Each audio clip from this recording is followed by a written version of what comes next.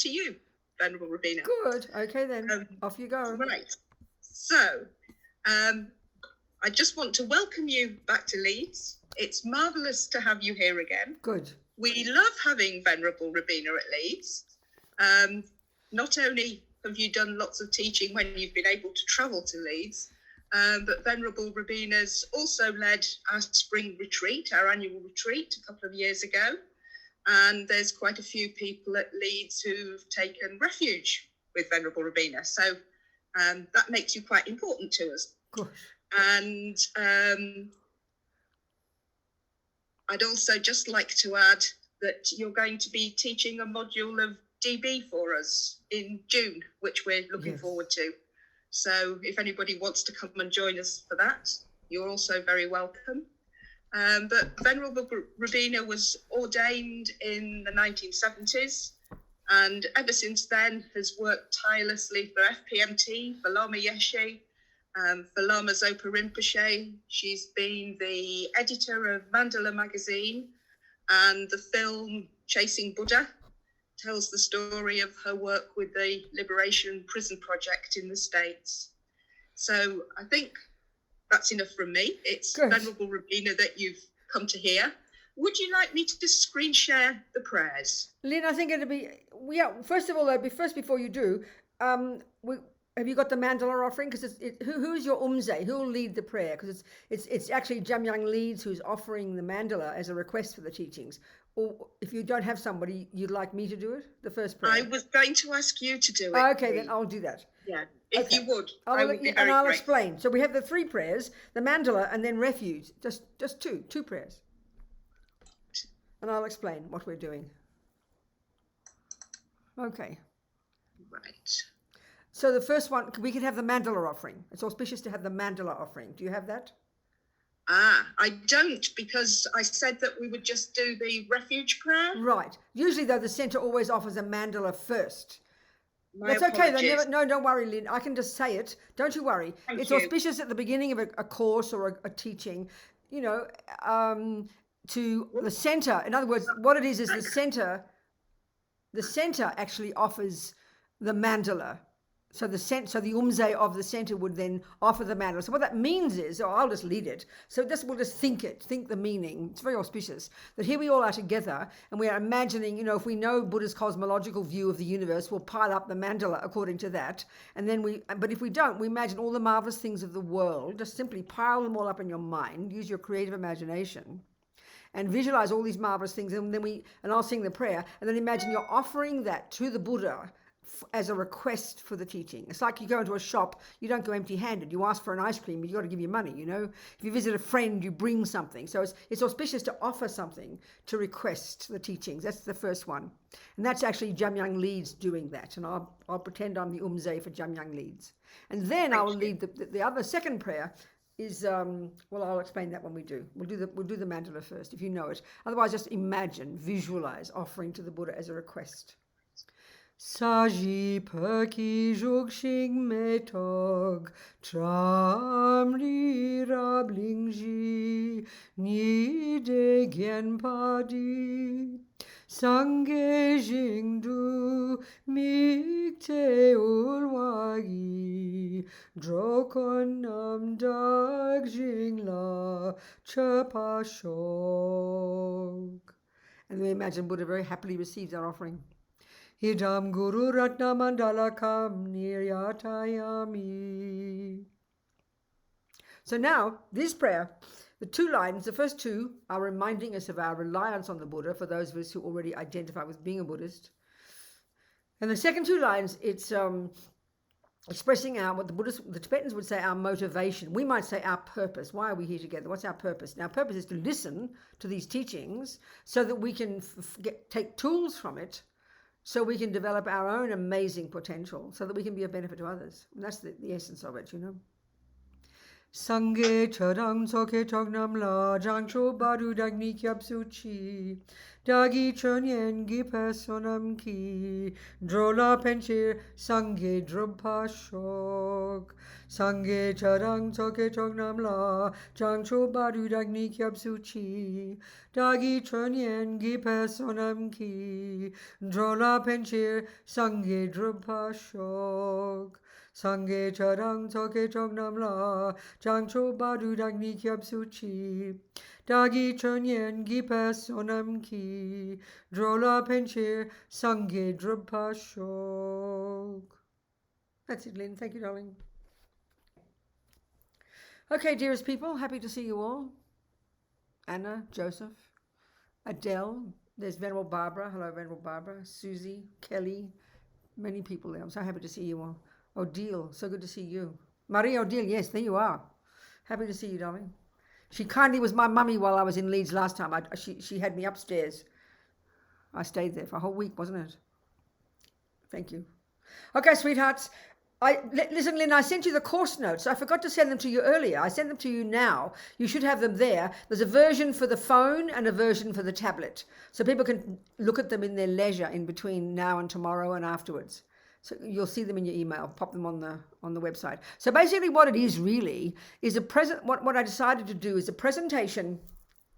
Actually, we did it last year, this approach for the time of celebrating Tsongkhapa's 600th year, and the center in San Francisco asked me, so I put together these notes. So it's basically that, but I've changed the notes to show that it's for Jamyang Leeds. And basically what it's doing is really just showing how the entirety of the Lam Rim, which is all of Buddha's vast teachings on the way things exist, presenting them in the framework of they're all leading inexorably to the understanding of dependent arising, how all the teachings are leading us to realize dependent arising. And this is very logical. I mean, we're not used to thinking this in spiritual teachings, but we're very used to thinking this in, say, if you're studying math and you get inspired by Einstein and you've decided you want to learn about relativity, well, you know that you're going to start grade 1.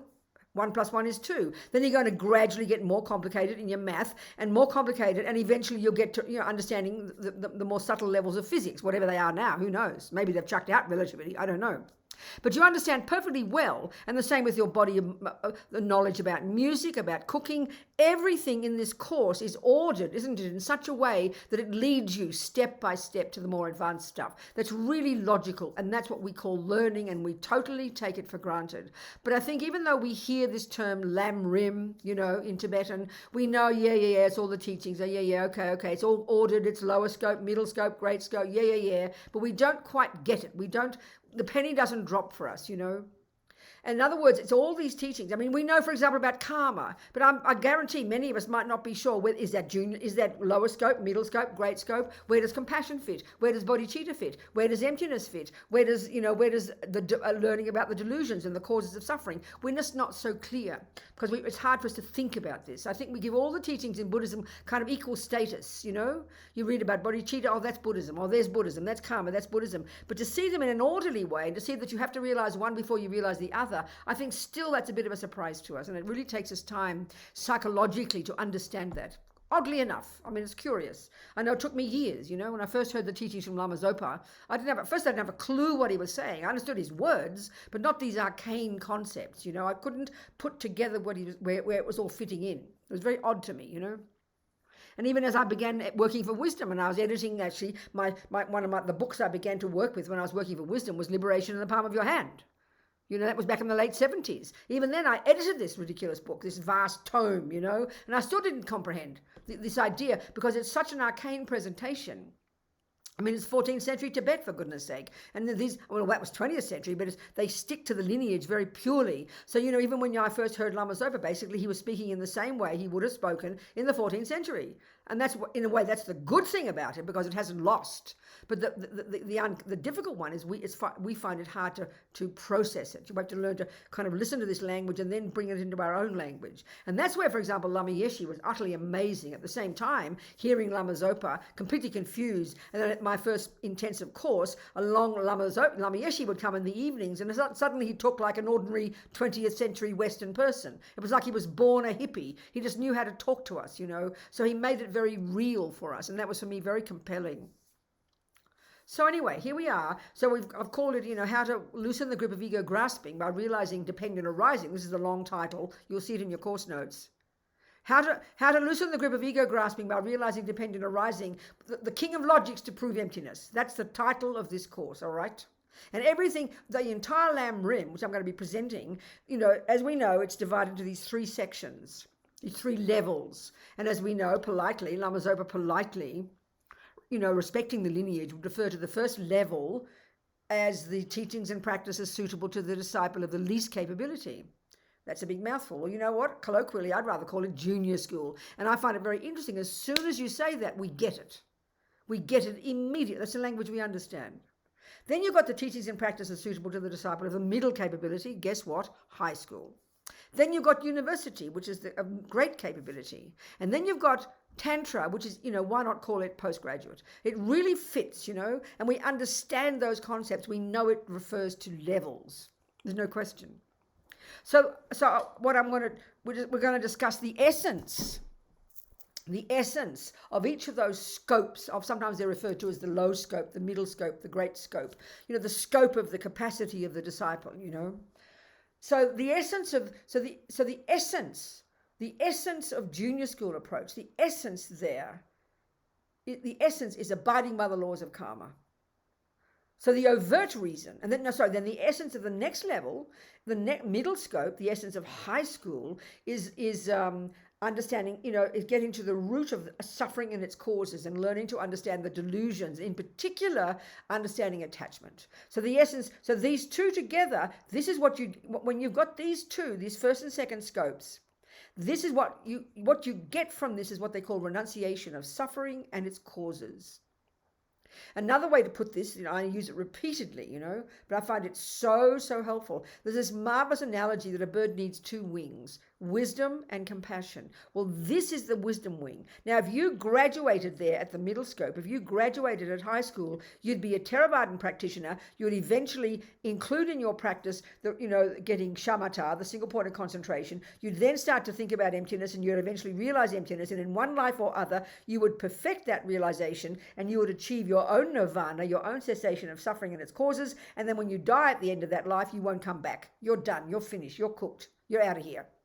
You've achieved your own liberation. You achieved the achievement of the cessation of suffering and its causes. And so the Lam Rim, the first two scopes, is that. And you'd graduate at high school, basically. You'd graduate at the middle scope. Speaking kind of colloquially, Now, the point of these two levels of practice, these are really intensive, are really containing the nuts and bolts of Buddha's vast body of knowledge. Not all of it, of course, more is coming.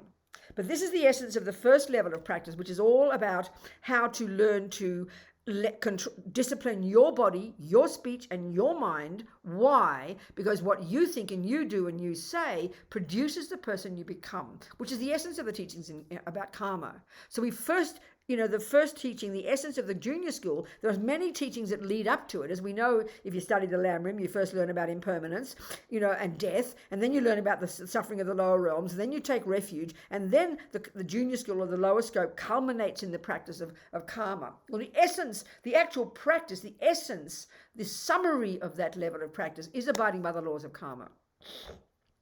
And the overt practice there, the explicit teaching of the Buddhas there, the way Tsongkhapa presents it based on Atisha's texts in the 11th century or whatever it was, the explicit teaching is, as I said, to discipline your body, your speech, just at the first level, just your body and speech. You learn about karma. Now, explicitly, why would you learn about, what's the explicit teaching there? Is that based upon not wanting the grossest level of suffering. Okay, there's another approach here. If we look at the Four Noble Truths, which we can really go into, you would go into in more detail in the middle scope. But if we take the Four Noble Truths here as our package, the first of these is that there is suffering. The second is that there are causes. The third is that there is a state of being free of suffering. You can get rid of suffering and its causes. And the fourth one is how to do it. So at the first level, in the first one, there is suffering. Buddha, one presentation is there are three levels of suffering. So the suffering of suffering is the first one. The suffering of change is the second one. The all-pervasive suffering is the third one. So again, this has a relationship with the presentation in the Lam Rim. So the practices at the very first level of practice, junior school, lower scope, abide by the laws of karma, that's a solution to stopping the first kind of suffering. So what does that mean? The first kind of suffering is that when the bad things happen, speaking very simply, we all know we don't want the bad things happening. So of course Buddha talks about it in a more broad view as well, in terms of different realms of existence. But even forgetting about that one, we also experience the suffering of suffering in this daily life, and we know we don't like the bad things happening. It's very clear. We don't like being sick or being abused or harmed or being poor or the bank not giving us a loan or being thrown out by your ex-husband. We know that means suffering. It's pretty clear. Now that's all we think of as suffering. So the Buddha's first level of practice, the essence, the explicit teaching here, the explicit teaching is, okay, then you want to get, do you like being harmed? Not to mention being born in the lower realms. Do you like being bad-mouthed? Do you like bad things happening? No. Well, here's my solution. Stop causing it, honey. And what causes it? This is where Buddha's first fundamental teaching, and it's discussed in great depth in all the teachings. This is the explicit teaching here. Well, then stop causing suffering. So you go to your doctor and she looks at you, she checks you out. Well, do you want diabetes, Robina? No, thank you. Well, honey, I'll give you the solution. Stop causing it. Oh, what's the cause, doctor? Eating, it's more than that, eating sugar, let's say. So then, of course, you don't want to have diabetes, so you've got to stop wanting to cause it. So here the same. The essence of karma, the explicit teaching about karma at this level is stop harming sentient beings, because guess what? That's what causes you future suffering. Now, that's pretty abstract for us. Most of us don't even think about future lives for a start. It's very abstract to think that I'm the cause of my own suffering, not to mention the cause of my own happiness, which is pretty optimistic. It's lovely. So this is the very first level of teaching. The explicit teaching is, at this first level, back off, don't kill, don't jump on the wrong partner, don't take the ungiven. 3 things of the body, 4 of the speech. Don't lie, don't badmouth behind backs, don't use abusive language, and don't rabbit on about nothing. 7 little things, and 3 at the end are the beginnings of working on our mind. These are the general list of 10 don'ts of the Buddha, like it's a first entry level into the Buddha's teachings. And this would underpin your practice as you continue throughout your practice, as you get more advanced. But then as we progress more deeply in the first scope, we learn more about karma. And all of it is to learn to understand this natural law that runs the universe, the law of cause and effect. So, but as I'm pointing out here, the explicit teaching is, this is the method to stop your future suffering. So you've got to develop this intense renunciation. And this is quite hard for our culture. Because we think, oh, that sounds selfish. You mean I should stop harming others because I don't want suffering? We think we feel embarrassed about that. But compassion is too advanced. That comes in university level. We're only in junior school here. We've got to realize that we are sick of suffering. And even though it seems like simple, it's junior school, it's quite hard for us to get this one. It's hard for us to think about karma. One of the main reasons is because we're very used to thinking in religious terms. We're very used to thinking in terms of a creator. So therefore we're very used to thinking that, God says don't do this, otherwise you'll get punished. And that is what a sin by definition is, according to the Christian teachings, and probably the Muslim as well. They posit a boss, and a sin by definition, I always quote this, my Jesuit priest friend told me this, a sin by definition is doing what God said not to do. So that's the view that's very deep in our bones, this view of punishment and reward. So we all get guilty and neurotic, and we get very heavy with ourselves. We think of karma as like a big stick. But it's not like that. Not for the Buddha. He's not a punisher. He's not a rewarder. He's not a creator. So it's really, we need to think about it carefully. Now, as I'm saying, this is the explicit teaching. Now, I keep saying explicit, implying implicit. So the implicit teaching, and this is where we start to understand as we progress, we start to realize that already by thinking about the law of cause and effect, it's beginning to loosen the grip of ego grasping. Because the law of cause and effect is the first of the 3 levels of dependent arising that Buddha presents as arguments for how things exist and how to realize ultimately emptiness, which is we get there when we get to university level.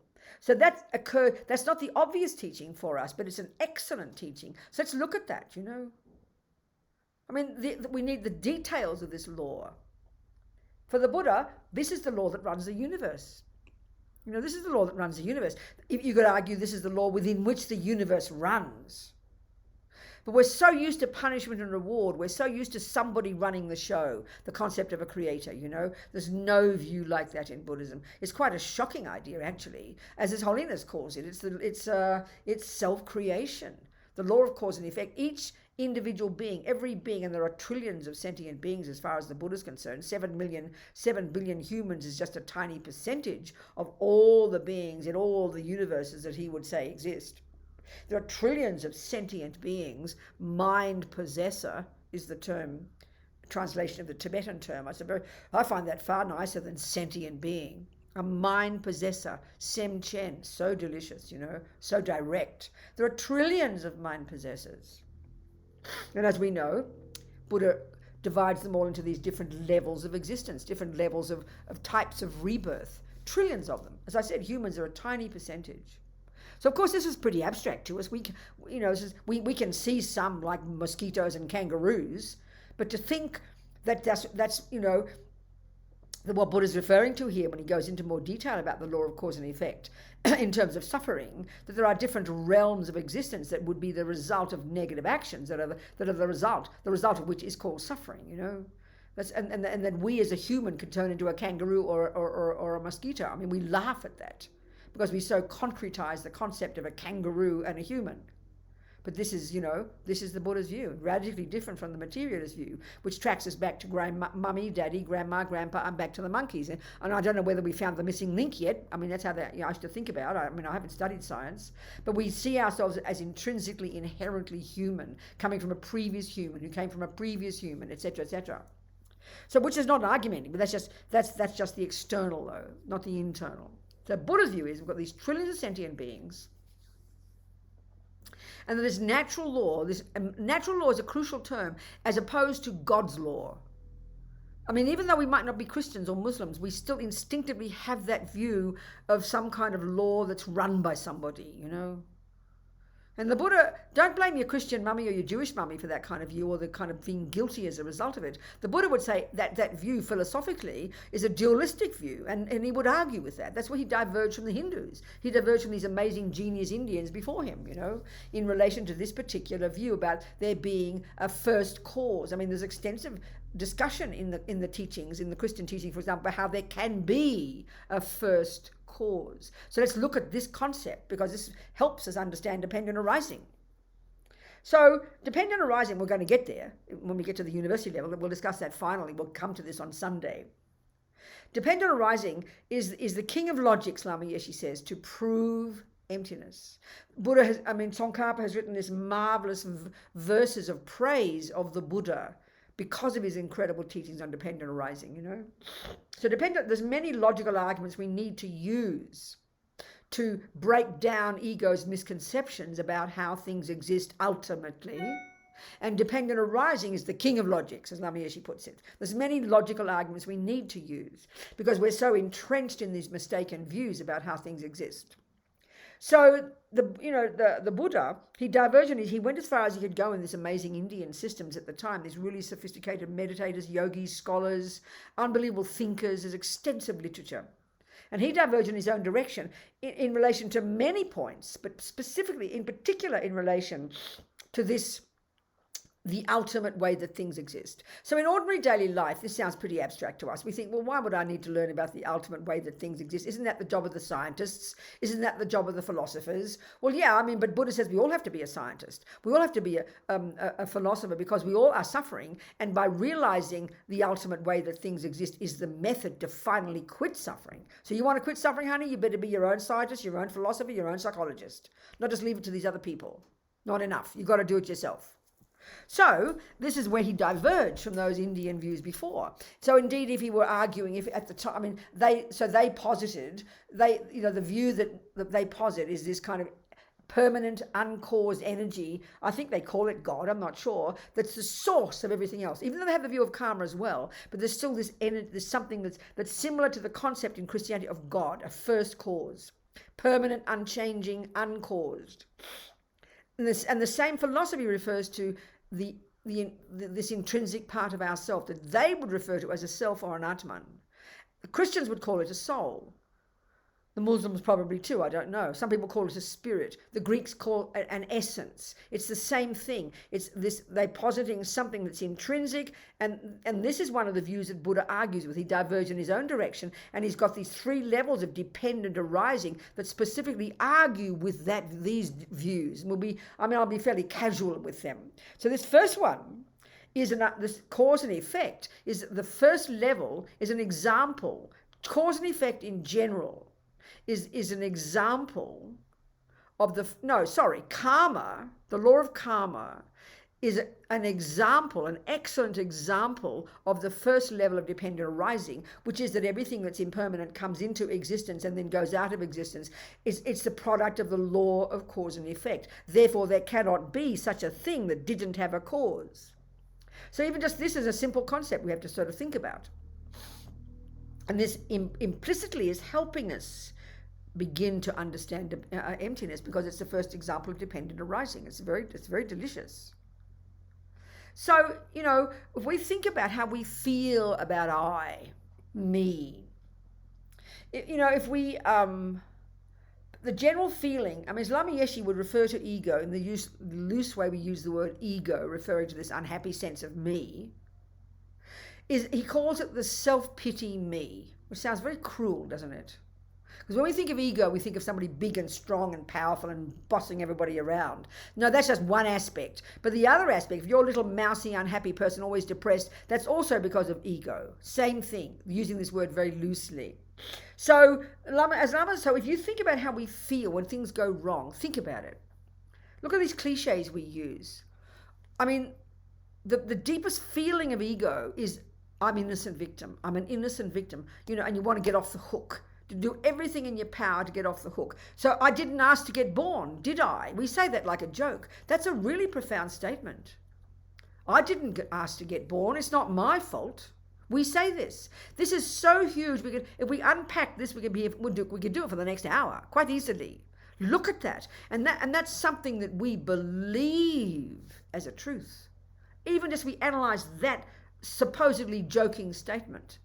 That's how we feel when something goes wrong.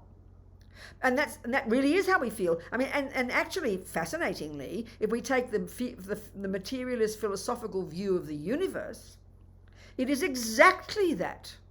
Now, with respect to Christianity, it is also exactly that. I don't want to blame God. That's very naughty. But, the other view, each of those views, and these are the big prevailing views, or the Muslim view, the Arab religions, where the Jews, the Christians, and the Muslims all have a similar view, that there's a boss up there who is the boss and who made the universe and made me and made the laws and is the punisher and the rewarder. Variations of that view, speaking very simply.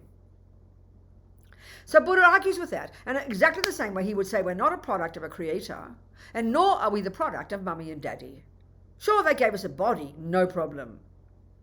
And that's why we have to posit this thing called a mind, which is not physical, which we'll get into. So the feeling in either one of those, so let's forget the Christian one and the Muslim one, let's look at the materialist one. It's quite literally true that we would say we, meaning modern science, haven't yet found the reason why things happen yet. We've still got lots of unanswered questions. That's marvelous, nothing wrong. But for sure, the actual view, I'm not even being sarcastic here, so think this through logically.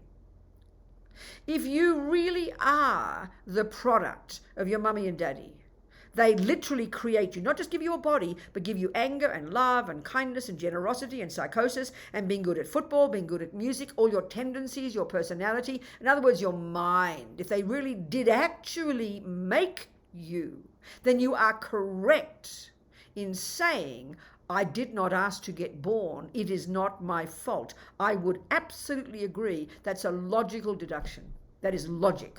I would agree. But somehow we've got to go to our therapist and then she has to argue with us and tell us stop blaming our mother. I don't know why she says stop blaming our mother. Who else do you blame? It's like Frankenstein and the monster. You cannot blame the monster. Frankenstein made that monster. So Frankenstein is in charge. For me, that is just real logic. So you're right to feel like an innocent victim. Your mother, makes you, gives you psychosis and craziness and then chucks you out and then your therapist and everybody tells you you've got to put yourself together. I don't know why. You know, like Mr. Toyota makes a car, the car goes wrong, and Mr. Toyota throws his hands in the air. Well, it's not my fault. You've got to blame the car, and the poor car's got to fix itself. I know it's a dumb example, but I find it's very logical. It's extremely logical. Okay, I don't want to go there with Christianity. I mean, it seems to me logical you've got to blame God too. The Italians do, apparently. They have the terrible words for God when things go wrong. One Argentinian fellow told me that we're even worse than the Italians, he said. Anyway, the innocent victim one is a real, and no one teaches us to feel like an innocent victim, right? Automatically, look how you feel when you get blamed. Look how you feel when you did something naughty and you check to see if anybody saw you do it. Just look at our natural instinctive way we respond to when bad things happen. Or you have a look, even, this is the most fascinating one for me, the way we use the word deserve. It's very, very heavy. It's very punitive, you know. Like we say, I didn't ask to get born. It's not my fault. I don't. So when bad things happen, look at the pain we feel. Look at the suffering. It's unbelievable. Why did you do that to me? We will say, I don't deserve it. It's a very heavy feeling we have, and the pain is unbearable. We all know it intimately. This is how we suffer mentally. We don't know, because we don't know why bad things happen. As we say, we, in brackets, scientists of the modern world, haven't yet found all the answers. Well, Buddha's got his answer. Jesus has got his answer. The Muslims, they've got their answer. Like when these two parents, mummy and daddy, their daughter was drowned in one of those crashes a few years ago with Air Asia, I think in Malaysia, and it was mostly Muslims who died. And their daughter died in the air crash. And they were asked in the news, how do you feel about the death of your daughter? We are peaceful. She belongs to God. He has taken her back. Now, I find that totally mind-bogglingly amazing. I would never criticize. I mean, one of the common things materialists do is really be cynical about people who believe in God. If you've got total faith in a creator, and what's a creator? A creator is a being who is perfect, who knows everything, omniscient, omnipotent, all-powerful, has his own reasons, has created the universe. He's allowed to. He's the boss. He's got his plan. He has a plan for you for 1,000 years. Who knows? So then if you have total faith in a person like that, you will be content, like those parents. I find that incredible. I find that profound. I would never criticize that. Because at least somebody's got a plan, isn't it?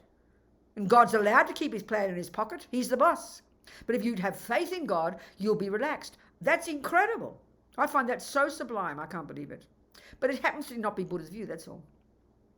Buddha is not a boss. He is not a creator. He did not create the universe. And guess what, folks? We don't need creating, because he says our mind is beginningless. So this is getting to cause and effect now. We're discussing the whole concept of cause and effect in Buddhism, which helps us understand ego grasping, which loosens the grip, which helps us understand emptiness, which helps us understand dependent arising. Okay, so the feeling we have, and this is the function of ego grasping. Okay, now in high school, we're going to get there. We'll start tomorrow. In high school, in the middle scope, we start to get, in this first level, we're mainly with controlling our body and controlling our speech, harnessing our body and speech. Because why? Because everything we think and do and say sows seeds in our mind that produces the person we become. So in the next level, in middle scope, we get to the mind. We start going to go into detail there. So when we get into detail there, we're going to learn about the various states of mind. Buddha talks about negative, positive, and neutral states. So that he's got three categories. There's no fourth category. And all the millions of thoughts and feelings and emotions fit into those three categories. It's very rigorous. It's very clear. And this comes from these genius Indians before him. Buddha didn't invent this view. He runs with it. He's got his own interpretation. So here we learn about the negative ones. And Buddha will talk about 84,000 neurotic states of mind. 84,000, can you imagine? But luckily he narrows them all down to three. The three poisons, the three toxic emotions: ignorance, attachment, aversion. We'll discuss these tomorrow. So ignorance is the root delusion, the root neurosis. Root implying such that when it is uprooted, and that's when you realize emptiness, dependent arising in university, that's when you've cut your suffering. That's the main cause of suffering. So this ignorance, this fear, this sense I didn't ask to get born, it's not my fault, the blame, the suffering, punishment, reward, all this philosophical view deep in our bones is not, don't blame your Christian mummy, your Jewish mummy. That's the function. They are the function of this ego grasping, the colloquial term we can use for this ignorance, this instinctive, primordial, wrong view about this solid, concrete, real, separate, lonely, bereft, miserable me. That's the root of the problem. And there's not fair, didn't ask to get born, not my fault, his fault, her fault, their fault. That's a consequence of this deep instinctive view, you know. So this view then of ego grasping, that I'm an innocent victim, I didn't ask to get born, it's not my fault, why do bad things happen, it is terrible, I don't deserve it. Listen to how, that's how we suffer. Start unpacking your thoughts and feelings and you're going to see that's the core, that's the way we talk. That's why we suffer, because we've got this philosophical view that believes I didn't ask to get born, that has no idea why bad things happen. But interestingly enough, also we have no idea why good things happen. But I've never yet met a person who agonizes, why do good things happen, Robina? I've never heard that before, because we don't care why. Just give me more, please. And we don't care if we don't deserve them. We just feel like we won the lottery, you know. Thank you. Give me more, please. So we've got to look into this. And this is a very powerful, this concept of deserve and not deserve, this voice of ego, is a very powerful way to look at carefully and unpack this view in order to understand karma, in order to understand dependent arising, that we are in fact in charge, you know. It's just so powerful. It's so delicious, actually, which begins to loosen the grip of poor self-pity me. This is the point about karma, before we even go further, you know. So karma is such a heavy one for us. We can't hear it properly at all. We can't help but hear is Buddha is beating us with a big stick, you know. And if we're good, we might get rewarded. Because that view of punishment and reward is very deep in our bones. It's a construct of the ego grasping. It's a consequence of ego grasping, this dualistic view. There's someone out, it's like a conspiracy theory. There's someone out there running the show. No, there's not. We are all individually doing our own trip and creating our own happiness and our own suffering. But the tragedy is we don't realize it. That's why all the bodhisattvas and Buddhas have such compassion for us sentient beings. Forget about being ignorant about emptiness. We are ignorant of cause and effect. We're looking everywhere else but here for why we happen and why we're suffering. This is a tragedy, you know. So karma then is this powerful view that first of all, like I said, the explicit teaching is because you don't want future suffering, so you stop the causes, you stop the killing, the stealing, the lying, the bad-mouthing. And how do you come, even just, what is the consequence even just for you of this, is you become more stable, more subdued, more in charge of your life. You realize that you would not want to kill, lie, steal, bad-mouth, and then you can extrapolate and wouldn't want to eat 27 pieces of cake or, you know, which doesn't, I mean, the main level of negative karma is where you harm others. But you start to extrapolate and realize any action that's driven by anger, driven by attachment, can only harm you. You get this incredible sense of self-respect, not a victim. So by even beginning to comprehend karma, even at this gross level, because you're beginning to realize that you are in charge of you. You're not this innocent victim who didn't ask to get born. You brought your own stuff with you from the past. You came fully programmed from the first second of conception with your own tendencies, your good ones and your bad ones. That's the principle of karma. So beginning to even own that principle already loosens the grip of ego grasping. Already you're not looking out there for why did it happen to me? I don't deserve it. You don't say such a thing as I didn't ask to get born. You don't say that. You don't have that philosophy any longer. It just doesn't come naturally. You've got to train your mind in thinking this, in owning your experiences. As Lama Zopa says, everything that whatever arises in front of us, whatever we see, hear, taste, touch, smell, how things appear to us, is our own karmic appearance. I mean, this is so profound. This is completely emptiness, but there's not explicitly emptiness yet. We're still at the first level. So the more we take on this view, and this is the point, karma, some people are Buddhists around the world, you know. That's okay. Some people right here in Leeds, maybe. Who knows? You'll know yourself. Have no interest in karma. Oh, I want to be mindful. I want to watch my mind. I want to meditate. I want to practice compassion. But karma, no, I don't need to think about karma. And I'm not criticizing. You're allowed to do what you like. You can be a 1% Buddhist. No one's forcing you to do anything. You can be a 1% Buddhist. You're the boss. There's no question. But the more we study Buddhism, if we choose to, we're going to see that you cannot possibly understand the big picture of the Buddha's view of the universe. And indeed, that's exactly what it is. It's a view of the universe. It's a world view without understanding karma. It's like Buddhism would fall actually into a heap of nonsense, incoherent nonsense, if we don't posit the concept of karma, because that implies the concept of what the mind is, and that implies no creator. It's the only way that you can fit it, even as an intellectual presentation. So, I mean, we don't have to study all of Buddhism, but it's interesting to look at how I don't want to think about karma. It's not necessary. No, you can do an awful lot of what Buddha says without thinking about it. It's true. Absolutely you can. But we're discussing it here. Absolutely. So, okay, again, what is it then? So basically, there are trillions of mind streams, minds, mental continuums, consciousnesses. Mind and consciousness are virtually synonymous. They are, and again, for this to be coherent, this view, we have to posit them as being not physical. Mind is not physical in its nature. It is not a function of the physical. It is not a function of the brain. Doesn't mean the brain doesn't play a role. And this is what's fascinating. I always quote this. What's happened? Kimberly, are you in bed or something? Are you sick, darling? Kimberly, are you in bed? You look like you're in bed. Are you sick? I'm not sick, but I have a spinal cord injury at C1, so I have to rest my head quite a bit. I hope it's not rude. No, darling, I wondered. So you're okay. So, is it a serious injury?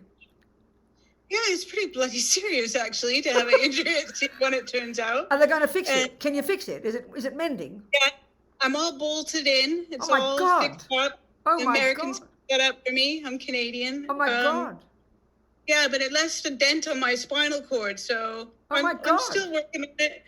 Well, you take care of yourself, girl. Now I understand. Yeah. Thank you. Good, Kimberly. Okay. Yeah, sorry. No, don't be sorry, darling. It's wonderful. But this is a helpful talk when bad things happen, right? There you go, girl. I know, it's a tough one. But yeah. Have you heard these teachings before, karma, or not? To be totally honest, I've been following all of your talks on YouTube. Well, you've been having it shoved down your throat quite a few times then. Yeah, and then I stopped eating meat after a bit, and then I got to take my vows. I found a Buddhist teacher up on Island. Good. Only one for like 1,000 square miles. So. Oh my God.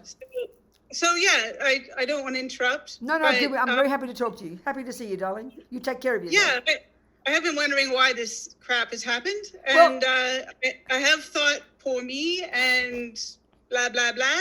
Yeah. Naturally. I mean, my God, naturally. I wake up with it every morning, every day, and I'm still cycling it. It's amazing. Been bloody. Well done. Yeah, so this is it. Very amazing, Kimberly. We'll go into it for sure. Thank you, darling. So I'm happy. Good. You take care of yourself. Thank you. Thank you. Okay. So now the big picture, the broadest picture possible, is that there are trillions and trillions and trillions of mind streams, mental continuums, consciousnesses, and they're not, as I said, they're not a function of the physical. They're not even physical in their nature. And I'm always quoting this because there's a book of Lama Zopa Rinpoche's that's come out now. Actually, we're going to be using it for our teachings next week, I think, in Land of Joy. And it's how to face death without fear. And it's the teachings extent. It's like a handbook for Rinpoche of how to help people, in the weeks and months before death, at the time of death, and after death. So, of course, by implication, it's teachings for ourselves, how to prepare for death. And, of course, karma's a huge one there. But what's fascinating, while I was working on that book, I edited it, I read a book by an American medical journalist called Nick Teresi, and it's called The Undead. It's not about zombies. He's a medical journalist. He's a very funny fellow.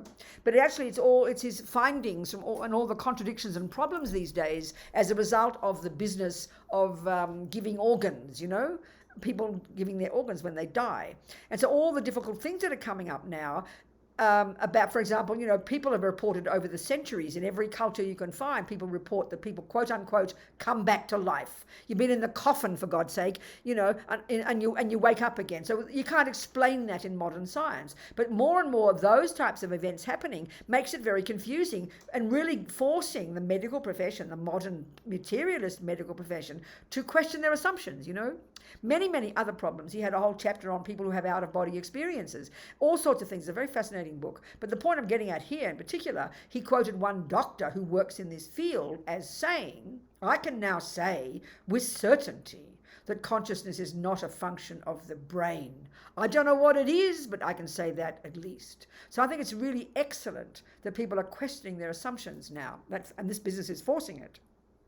And also, because of the Dalai Lama, all his amazing talks the last 30, 40 years, mindandlife.org, this amazing organization in America that's been so many conferences around the world with the best scientists, the best thinkers in the West, discussing with, His Holiness and other thinkers in the Tibetan Buddhist world.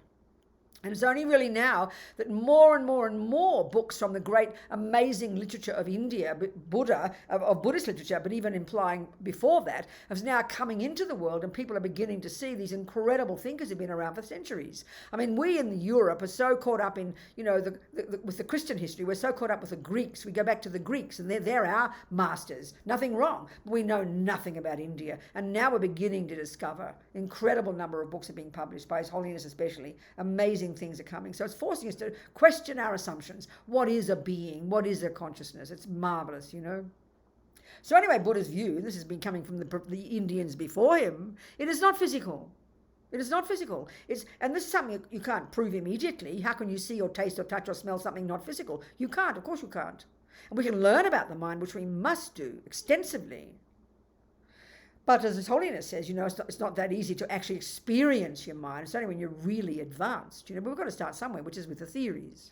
So for the Buddha, it's fundamental that consciousness is not physical, that there are trillions upon trillions upon trillions of consciousnesses, these individual mind stream, which is a good term, mind stream or mental continuum. So think of your mind as like a river of mental moments. Think of yourself, you've got a body and you have a mind. Buddha does not have a third component called a soul, remember? So you've got your mind. First of all, for mind is the word we refer to the grosser level, the conceptuality, all the thoughts, the negative thoughts, the positive thoughts, the emotions, the feelings, unconscious, subconscious, instinct, intuition, this entire spectrum of our inner being. This is known as our mind, okay? It's a much more broad use of the word, and it's much more subjective. We're not discussing a physical thing that's like the brain that sort of stores all the things in it, It's not like that. It's much more subjectively used, but also it's got extensive literature on exactly what the mind is, and we study that more when we get to the middle scope, to high school. So, okay, so with karma then, the law that runs these minds, the law that runs gardens is botany. Nobody created botany. There's not a Mr. Botany out there with a big stick kind of making gardens grow. It's the label we've given to the law that clever people have observed by watching how things grow in this universe. That's what we mean by science. Well, that's exactly the Buddhist approach. He has observed the workings of the universe, not just the physical, but the mental as well. That's Buddha's expertise, there's no doubt. And he's seen that the consciousness is not physical. It is not a function of the physical. We've got grosser level of consciousness, and that's the level we function at, conceptuality, which does depend upon a working brain. And we've got, emotional, and that depends upon a working brain. And the sensory consciousness. But that's the tip of the iceberg. But that's all we talk about in our culture. Then what these amazing Indians before the Buddha, and of course the Buddha, assert is we've got these subtler levels of consciousness, these subtler levels of cognition that don't depend upon the brain. And those levels of cognition, we need to access those eventually when we get single point of concentration, shamatha, which we'll talk about later. So this consciousness, also another way to talk about it, like I said, is a mental continuum. So this idea of cause and effect is fundamental. This moment of my cognition, my consciousness, is necessarily coming from the very millisecond before it, a previous moment of consciousness. The main cause of this moment of consciousness, the substantial cause, I think they call it that one, the substantial cause is the previous moment of cognition, like a link in a chain. That link in the chain of that moment of consciousness comes directly from the previous link in that chain, which is the previous moment of cognition. Logically, you could track it back like that. And if you had perfect memory, you could track back your mind, your mental moments in an unbroken chain of mental moments, unbroken, between now and you'd get back inexorably, wouldn't you, to the first second of conception. First, when you came out of your mother's womb and there's a little screaming, crying baby indicating there's a mind in there. Where did that moment of mind come from? The previous moment when it was in the mummy's womb. And you track back those few months and you're going to get back inexorably to the first second of conception. Now that's an interesting point. Many people, many women especially, have said that they knew this. I mean, now I'm being speaking too bluntly, but when you obviously old-fashioned days, when you're in bed with a boy, that second you knew you were pregnant. I had an abortion when I was 23. When I lived in London, I was a hippie in 1968, and I was a good hippie. I had a boyfriend. It's a dumb example. I mean, I use dumb. He was Australian and he lived in Earl's Court. I don't know if you knew about Earl's Court back in the early days for Australians. Everybody always lived in Earl's Court. All these hippies came to London. It was such a cliche. And I didn't even like this boy much. I was a good hippie, I was a kind hippie. And I remember that second, oh no, I said to myself, I'm pregnant. So one of my friends, her daughter was in the house with her husband while they were waiting for their house to be built. And the daughter came down for breakfast and said, oh, Mum, I'm pregnant. And then the mother said, oh, when did you find out? 40 minutes ago. So many women have said this. So that's really, in a way, that's an example of the Buddhist point. That's when the person begins. The egg and sperm come together, and that's the condition, and the consciousness coming from before leaps into that egg and sperm. And that's the crucial point the Buddha is saying. Egg and sperm don't have consciousness. They're physical matter. They can't have consciousness, but they're the environment in which the consciousness from before jumps in. So that consciousness of yours, which you're tracking back all the way to the first moment of conception, then what about the second before conception? The egg was in mummy's body, the sperm was in daddy's body. Where was your consciousness? It had to come from something previous. And this is the point about the logic of cause and effect. If you posit the law of cause and effect, it seems logical. You can't posit a thing that is a first cause, which implies it didn't have a previous cause. And that's what the Christians have great detailed teachings about, and they even use capital F, capital C, first cause, describing how there can be a first cause. Well, Buddha argues with that philosophically. That's not tenable, not viable. If you posit cause and effect, you're positing continuity. I mean, there's extensive teachings by the Buddha about impermanence. And anything that's impermanent, which means changing from moment to moment, necessarily is the product of the law of cause and effect. You can't have it any other way. And if you have cause and effect, as His Holiness said, in all his discussions with the scientist, what we do is we're all looking for the first cause, aren't we? You go to your therapist, you're looking for the first cause. When did my anger begin? And we're sort of searching like for a needle in a haystack, going back to what mummy did and what daddy did. Now in science, we go back and back and back. We go back in a linear way, back to the first. Where's the first moment of the universe? Where's the first? And as His Holiness said, Big Bang, no problem. Just not the first Big Bang, that's all. Because you can't have a first one. Because that implies that moment of something didn't have a previous cause. So what in the name of heaven on earth how can nothingness produce somethingness? I mean, speaking very colloquially, Just even intellectually, as a theory, it seems to me is pretty. Now, if somebody's got another better theory, please argue with me. I'm very happy to hear it. So the Buddha's view is very simple. The universe consists of minds, billions of them, trillions of them, and matter. And matter is made of the four elements. And so matter and minds are both beginningless, necessarily. So of course, we've got to ask ourselves why that's so shocking. Think about that for a second. Why does that shock us? Because deep in our bones, we have a profound belief, Because of ego grasping, we have a deep belief in things being set in stone, uncaused, and permanent, unchanging. We have that belief. We don't know we've got that belief. It's deep in our bones. It's one of the functions of the root delusion. So what? Otherwise, we wouldn't be shocked.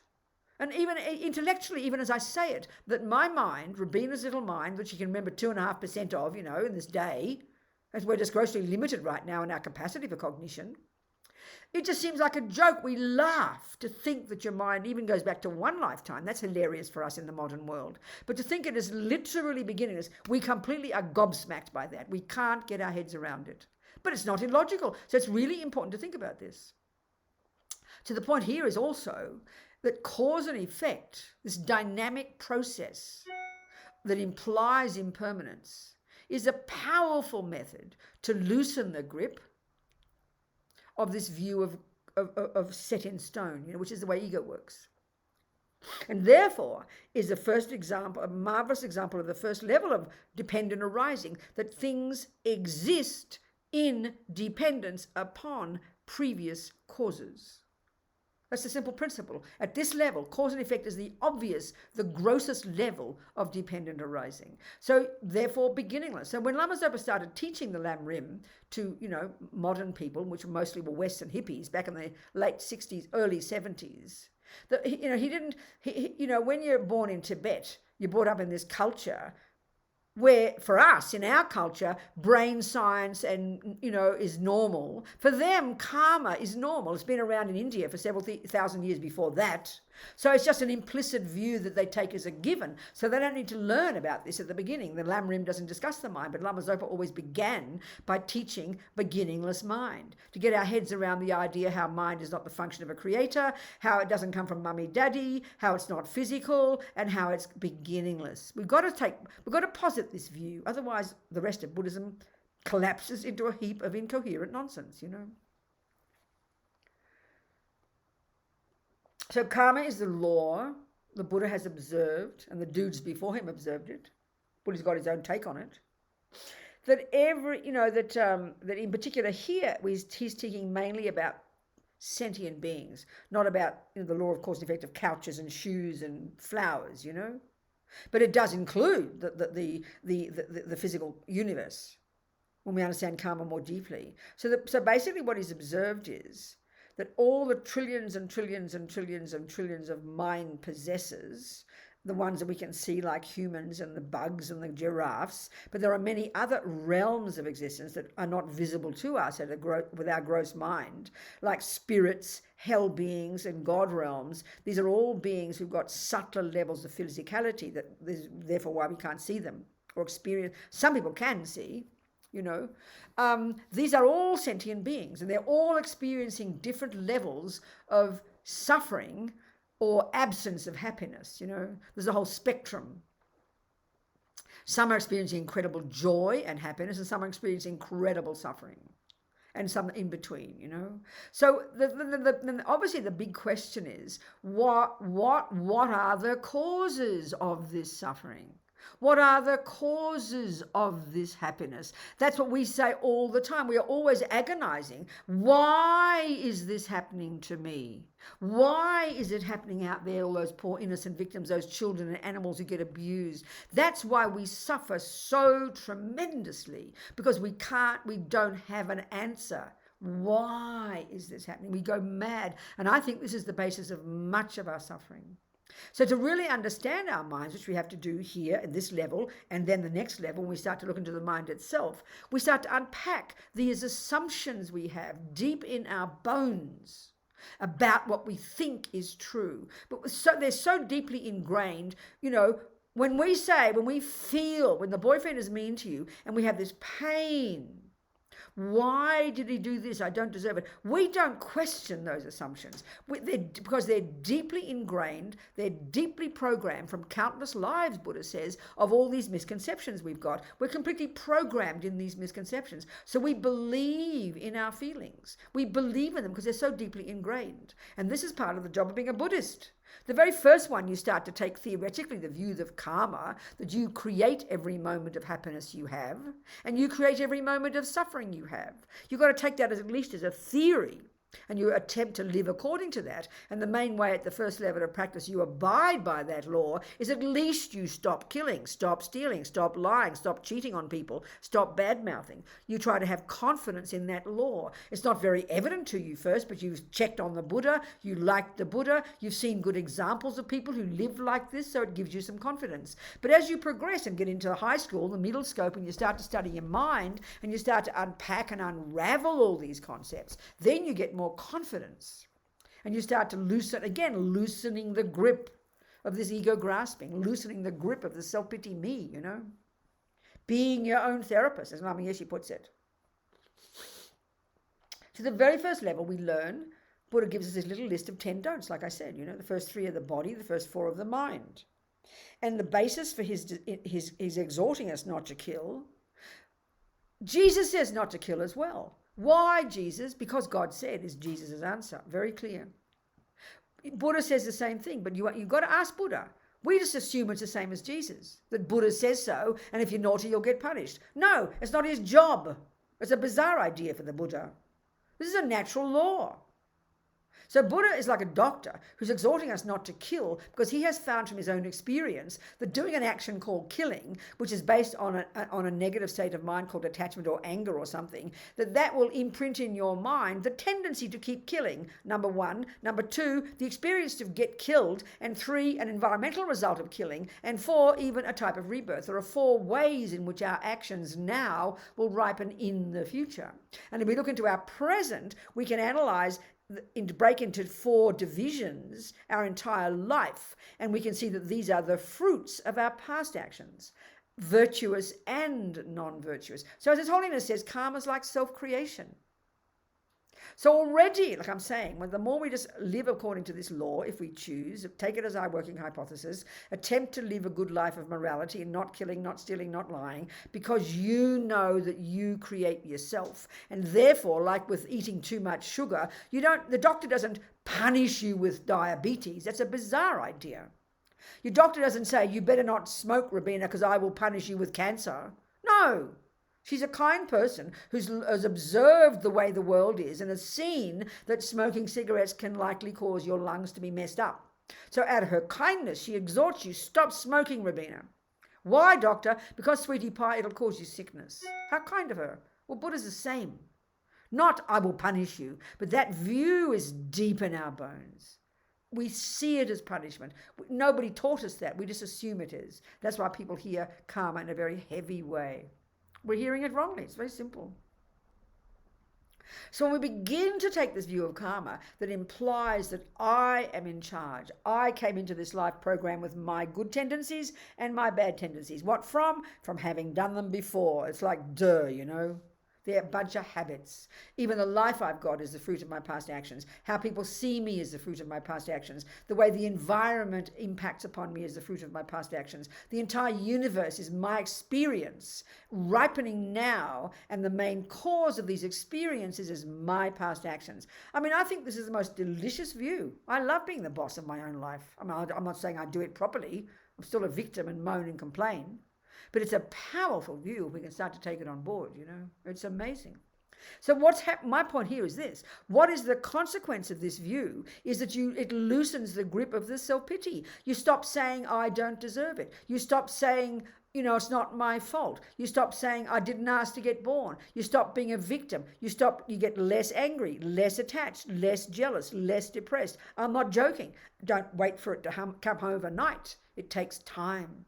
And this is because you're loosening the grip of this concrete sense of an innocent victim me set in stone. You're loosening it, and you're realizing that, yes, it's a fruit of causes. Yes, external world also has part. My mother did harm me, let's say. She did, but I'm just pretending. My father was kind to me. That person did cheat on me. That man did lie to me. Those things do happen. In our view, they are the main cause of my suffering and my happiness. That's why we think we're innocent victims, because you've never met them before. And but the karmic view is they still do those things, but now you have a reason for why they did that thing, because karma's super personal. Karma's super personal. It's a law. It's not made up by the Buddha. He's not a creator. He didn't invent it. He doesn't have copyright on it. He, like a scientist, has observed the workings and he has presented the workings of this law. So ask me some questions now. If you have any kind. Yes, Kimberly. Yes, sweetheart. You be careful. Your C1 or whatever it was called. Oh yeah, it's fused, Oh, okay. so But no one needs to worry. I've been attended to. Good, darling. But anyway, ask your question. Okay, so I guess everybody knows about my neck issue, but okay, so if karma is really personal, yes, then it actually makes me feel worse.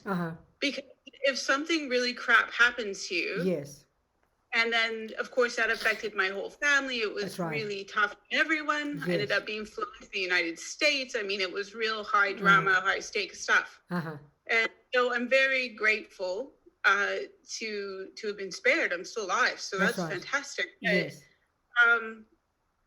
Does that mean that I have done something in this life or in a past life, and then it's not supposed to be punishment, but it feels like retribution for like being an axe murderer or having done something really bad? I understand. Okay, let me ask you some questions, Kimberly. Have you got loving friends? Yeah, I got a few. And kind parents? Yeah, mostly. And apart from your spine, other things, you got a house where you live? Yeah, everything else. And you have wonderful. Let me just ask you the questions. And you got money in the bank, enough money to live? Yeah. And you got good doctors? Yeah. So if you started to list all the good things in you, I'm just not trying to be like Pollyanna. Don't misunderstand me. In other words, lots of good things have happened in your life. Would you agree with that? Yes, even since this trauma that's happened, you've got good doctors and good things are happening. So every single one of those is the fruit of unbelievable virtue on your behalf. The fact that you even have an access to $1 is the fruit of your past generosity. The fact that one person is kind to you is because you've been kind to them. So if you add up all the good things, because basically if your life is like a garden, then there are weeds in your garden and there are flowers in your garden. But because we have this, like all of us, Kimberly, and it's so perfect your example, we have this instinctive feeling, and the way you express the question is exactly, it's like we've all read the same book. The words are exactly the same. You mean I did something really terrible in the past, and this is devastating to us. But equally, all the good things are not just accidental either. This is a fruit of unbelievable hard work in virtue and generosity and morality and kindness and goodness and speaking the truth. You can't imagine the good things, but this is what's so ironic. This is what's so fascinating, and I want to talk a bit about this now to unpack it. We have this assumption that bad things shouldn't happen, and we have a deep assumption that good things should happen. So when the good things happen, the fact that you're not sitting here this second, and we're all the same, Kimberly, asking, unbelievable, you mean I must have done good things in the past? This is unbelievable. I can't believe how fortunate I am. We never, ever, ever, ever, ever see it like that. But that's the explanation. But because we have this is the irony of ego, this way we're talking about ego, which goes in a very deep way in Buddhist psychology. It's an assumption of an innocent victim. So we assume only good things should happen, and then when they do happen, we have this hubris of just taking them for granted. It's sort of like you've got a garden full of acres of cauliflowers and roses and flowers and veggies and greens, and then one or two weeds come and you have a complete panic attack. That's how we all are, sweetheart. Are you hearing my point? Or not? I'm definitely hearing your point. So if you suffer immensely through something, which we all will eventually, yes, exactly, or have. Exactly. I know I'm not special. No, that's right. But does that mean that one of your so-called negative karmic seeds is over? That's right. Of course it is. Of course it is. That's logical. That's the point. And this is what's so fascinating, Kimberly. It's like if, let's say you go to the gym, you're out of, you haven't got you're not in good condition, your muscles, and you go to the gym for 1 hour. So when you come home, how do you feel the first day? How would you feel? Really sore. But now you don't have a panic attack and go to the doctor, do you? No. Why? Well, it's a normal part That's of right. getting embedded. This is your sickness. Yeah. That's your sickness is the same. So when you start to practice mentally, they all say that we think things are getting worse. Many people have accidents, they get sick, and that's actually, as Lama Zopa puts it, mentally or physically, this is because often it can come because the seeds are all there. We're carrying with us, Kimberly, billions of karmic seeds of good and bad. And then if you start to do your gardening right now, you're going to, I mean, if I look at, the gym analogy, you come home with pain, with muscles you didn't know you have, but you are glad. So it's not that easy to feel this way now, but it's the same analogy. That when you start to practice and you've got strong connection, let's say, with this path and you're practicing, and then the shit happens, it can be actually the sign of an incredibly good thing that you're cleaning out, you're cleaning it up. The seeds are ripening. I mean, it sort of sounds like mean to even speak it like that, but this is very much the way it works. Or a friend of mine, for example, years and years and years of serious retreats, you might have heard me mention him before. He didn't have physical suffering, but after years of 3-year retreats, 4-year retreats, you'd think you'd be, like a saint by now. He was having unbelievable mental suffering. I kept going crazy in his mind. He was really freaked out. And he went to Lama Zopa, and Rinpoche laughed and laughed and laughed. He said, fantastic, the dirt has to come out. The dirt has to come out. So it's a tough one, but it's logic if we think of the analogy of seeds and fruits. And that's the point about, you said retribution, I think, before. But again, we should analyze these words because that implies a person deciding to punish you. Natural laws don't punish you. A natural law is you don't sort of say cancer is punishing you. Cancer is the consequence of doing dumb things to our body, or whatever it might be. It's no other third person involved who's up there judging, which is the view we have very, very strongly. This dualistic view of a punisher and a rewarder is very deep in our bones. But for the Buddha, that's a misconception. It's a natural law that if you eat too much sugar, you get diabetes. It's a natural law if you put your finger in hot water, it will burn. So it's a natural law. Everything we think and do and say sows seeds in our mind. And the fact is, honey, we've got countless past lives. You've been animals in a past life. You've been murderers. You've been a rapist. We've been saints. We've been sinners. We've been all kinds. Buddha would say we've got billions of karmic seeds in our mind.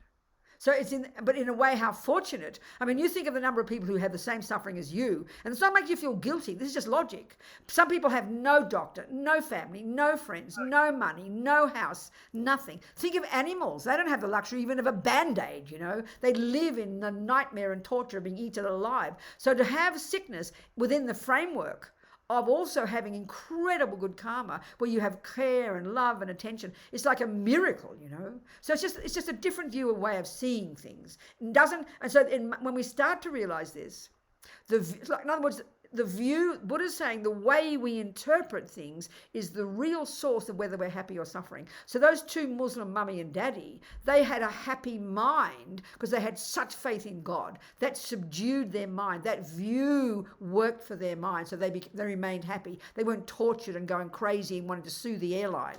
So the same with us. So when you change, and I see that in my life, using the view of karma more and more, it's completely changed my mind. Less angry, less blame, less neurosis, more able to bear suffering when it happens because you have a way of interpreting it.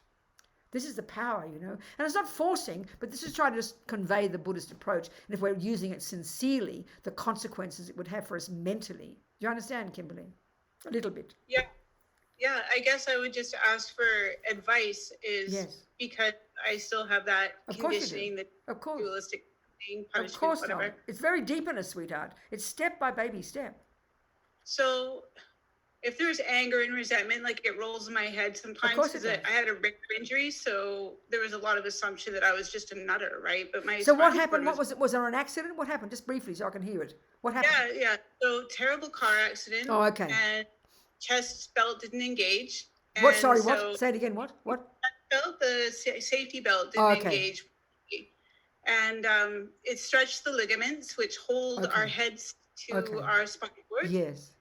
And every time I'd lie down on the MRI machine, everything lined up. So they couldn't see anything. Yes. And so it was just, I had to stay still for about 2.5 years. Right.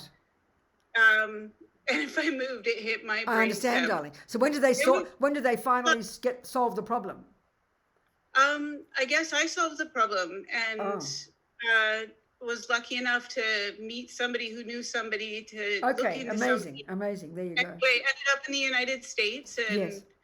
met a wonderful doctor who charged me 70% off to Wow, amazing. hold my hand on. So beautiful Yes. story. Yes, exactly.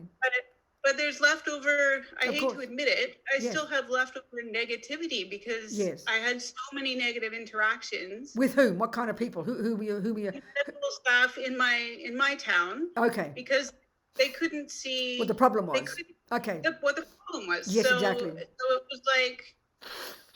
was like dying in front of Exactly, all of your darling. I understand that. community. Yes, I understand No. that. So this is really hard. I know. You see, that's why. That's my whole point. When we can't see why these things happen, that's when we go crazy. So this is why, in the end, Kimberly, no one can force Christianity down our throats. No one can force the materialist view down our throats. No one can force anything. It's up to us to listen if we're interested. Some people will happily accept and not worry about why it all happened. Others, I've always wanted to know why. So for me, I'm using the Buddhist view, and all I can do is explain it. So in the end, it's up to you to use this view, but one step at a time, sweetheart. One step at a time. Use it, listen to it, think about it, read it, process it, and slowly, if you like this view and if it works for you, you will find the benefit of it. It will bring the benefit. It'll make you more courageous. It'll make you more humble, because then you'll start to have compassion for others. And that's the point about compassion, which we'll get to.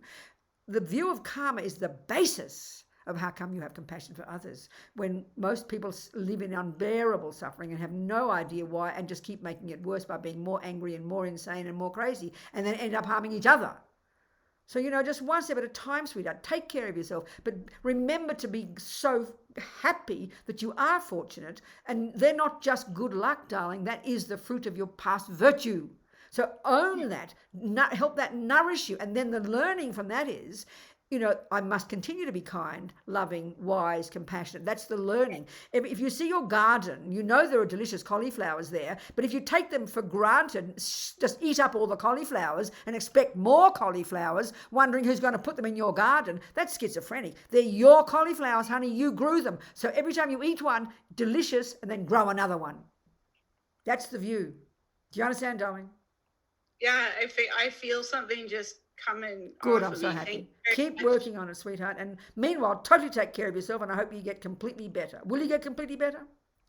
What do they say? Well, scientifically, not completely better, but I don't necessarily. No, you keep working at it, darling. It's yeah. Keep working on it. And also, you should, if you like practices like, you should maybe say the medicine Buddha mantra, things like this. Have you learned anything about mantras or anything?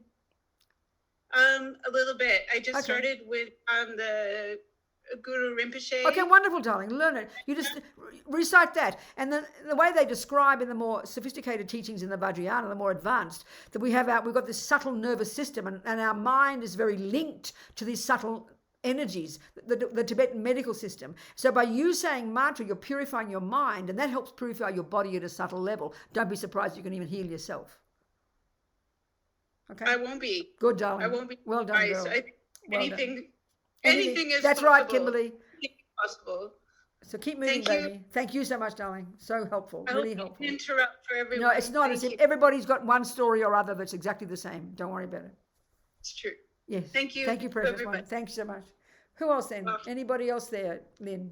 Venerable Robina, Adele's put a question in the chat for us. Good, come on. Because she's worried about her signal, so may I just read it out to you? Yes, please do. It says, using the school analogy, where we have previously lied, caused another pain, and done bad things, or done things we regret, or where we blame ourselves. That's right. Say at high school, as part of our karma, are we able to graduate, or must we retake all the exams before we can move on? I don't think it's quite like that. It's not quite as concrete as that. No, it's much more easy than that. The very first level of karma, understanding cause and effect, understanding, impermanence, everything changes moment by moment. From that point of view, there is no karma we can't change. So, there we are working on our body, working on our speech, trying not to lie, to kill, to steal. Then we do something naughty, let's say, and you pop in a negative seed. Well, the sooner you notice you've dropped it in, you can learn to pull it out by going the opposite, by noticing you did it, by regretting it. It was called purification. purification. You regret that you did it. You have compassion for the person you harmed. You do a little purification and you vow not to do it again. You can change it. There's no karma that can't be changed. So it's not like absolute, you've lost the lot, start all again. Not like that. That's too extreme. Not like that. So it's very optimistic. It's a purification practice. What else? Have we got 90 minutes or 2 hours, sweetheart? Lynn, 90 minutes or 2 hours? I can't hear you. Unmute. Unmute, Lynn. There. Sorry. We got 2 hours teaching. Good. But then you said you might take some Q&A at the end. I know, but always in the middle for me. It's all part of it, so we'll see. So, that's good, darling. Go on. Who else? What else is there?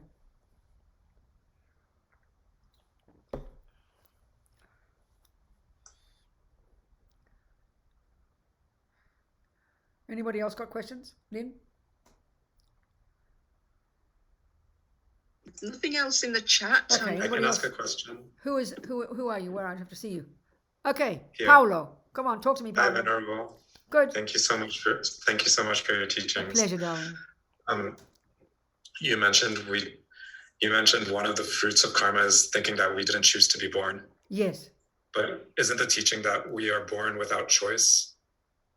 No. When we what do you die, mean? we are choicelessly. No. I mean, no, not like that. It's not. It's much. It's a sort of a way of putting it, but it's a little bit more nuanced than that. So let's talk about it, shall we? Shall I describe the process? Thank you. Okay. Thank you. Okay. So first of all, if karma's a natural law, okay, karma's a natural law, means it happens, whether you like it or not. You have the nature of, botany is a natural law. You get the certain conditions, certain kind of temperature, certain amount of moisture, certain amount of earth, certain seeds. They all come together and then things will grow. That's just the way it is. It's a natural law. So karma's like that. And it's sentient beings' minds and in relation to the external world. Okay, so most of us are not in charge. We have no idea there's such a law as botany. So we're not in charge of it at all. So in that sense, Paolo, exactly. If you have never heard of botany and you just, there's a thing out there called gardens and you don't even know you can intervene. You don't even know there's a law that governs it. You just have to live in fear of it. And if you're living in the tropics, pity help you. These big plants are going to come in and grow in your house and knock your roof off. So of course you're going to live in incredible fear because you've got no idea what's running this monstrous thing out there. So, get my point now. So in that sense, of course you've got no control. You've got no control whatsoever because you've never heard of a law. So you can start to learn the law of karma. You can know why there's suffering and why there's happiness. And you can only know a little bit in the beginning, the theories, but as you progress, you get more advanced and can see it coming and you're much more in control. So even if you spend your life, even if you have a reasonable garden and you learn the laws. Now, this is my point about karma, that you really learn the laws well, and you are so confident. You've got this acre of ground out there, and I've never heard of botany, and you know exactly about your seeds and your fruits and the weather and the different climate. Reasonable botany. You can be, you don't live in fear every day of what might or might not grow, because you know botany. You can be confident, and then you can even.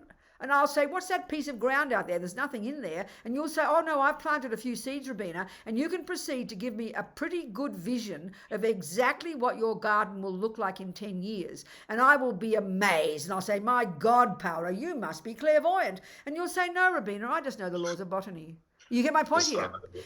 Architecture, building, numbers, engineering. People build 100-story buildings. No one's having an hysterical fit that every day it might come down. Yes, now other laws can intervene, like, maniac pilots running their aeroplane into the building. But the laws, this is what we call science, Paolo. We have confidence in our laws. That's the view. Okay.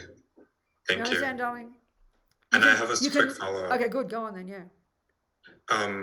So in the 10 non-virtues, sexual relations are still permitted, but for monastics, obviously they're not permitted on the basis that it would cause negative karma. Okay, so I don't even like using these words permitted, Let's just think about vows, what they mean. Vows and don't do this and don't do that. When you're driving a car, you have to learn so many vows. You have to learn probably 100 things you shouldn't do. Would you agree with that? So, of course, you can say, well, when I'm driving a car, I've agreed that when I drive a car that I won't put my foot on the accelerator at the same time as the brake. You would say that, wouldn't you? You'd learn that and you'd internalize that law. So you wouldn't say, oh, am I permitted to put my foot on the brake at the same time as the accelerator? I don't care whether you're permitted to. It would blow your bloody car up. It'll harm you. That's the logic of these laws here. They're natural laws. They're not somebody bossing. So, okay, you've got to look behind the energy of what are these don'ts. Why is Buddha exhorting us not kill, steal, jump on 14 boys or girls every day, whichever you prefer? Not, it's not punitive. It's because they're driven by delusions. They're driven by attachment and driven by anger. So then, because everything we think and do and say leaves seeds in our mind, what kind of person will that produce? It'll produce, a person who becomes a junkie for sex. It'll a person who's uncontrolled in their mind, who will continue to lie, continue to kill, and then because of personal karma with individuals, you'll get killed and get lied to. So it's not a question permitted. Do you want suffering or not, Paolo? Then if not, honey, control your body, control your speech, and control your mind. So, yes, so the monastic vows are the same kind of thing. I've vowed not to kill, not to steal, not to lie. I've got a whole bunch. And then one for sure, also one of the vows is, usually the distinction between the monastics and the lay, is there's no, although these days many lay people don't have sex all the time. It's not as if you have sex all the time. But you don't have sexual contact because you want to free yourself from the normal, usually sexual contact comes along, in most societies, it comes along in a certain package with husbands or wives and children and houses and mortgages and jobs and responsibilities. So the bigger picture is more the lifestyle that you're choosing, So as a monastic, you choose not to have that lifestyle. So you also make a decision to yourself. You vow you won't have sexual contact because you don't want to arouse the attachment. You don't want to go berserk and have to be caught up in all the dramas.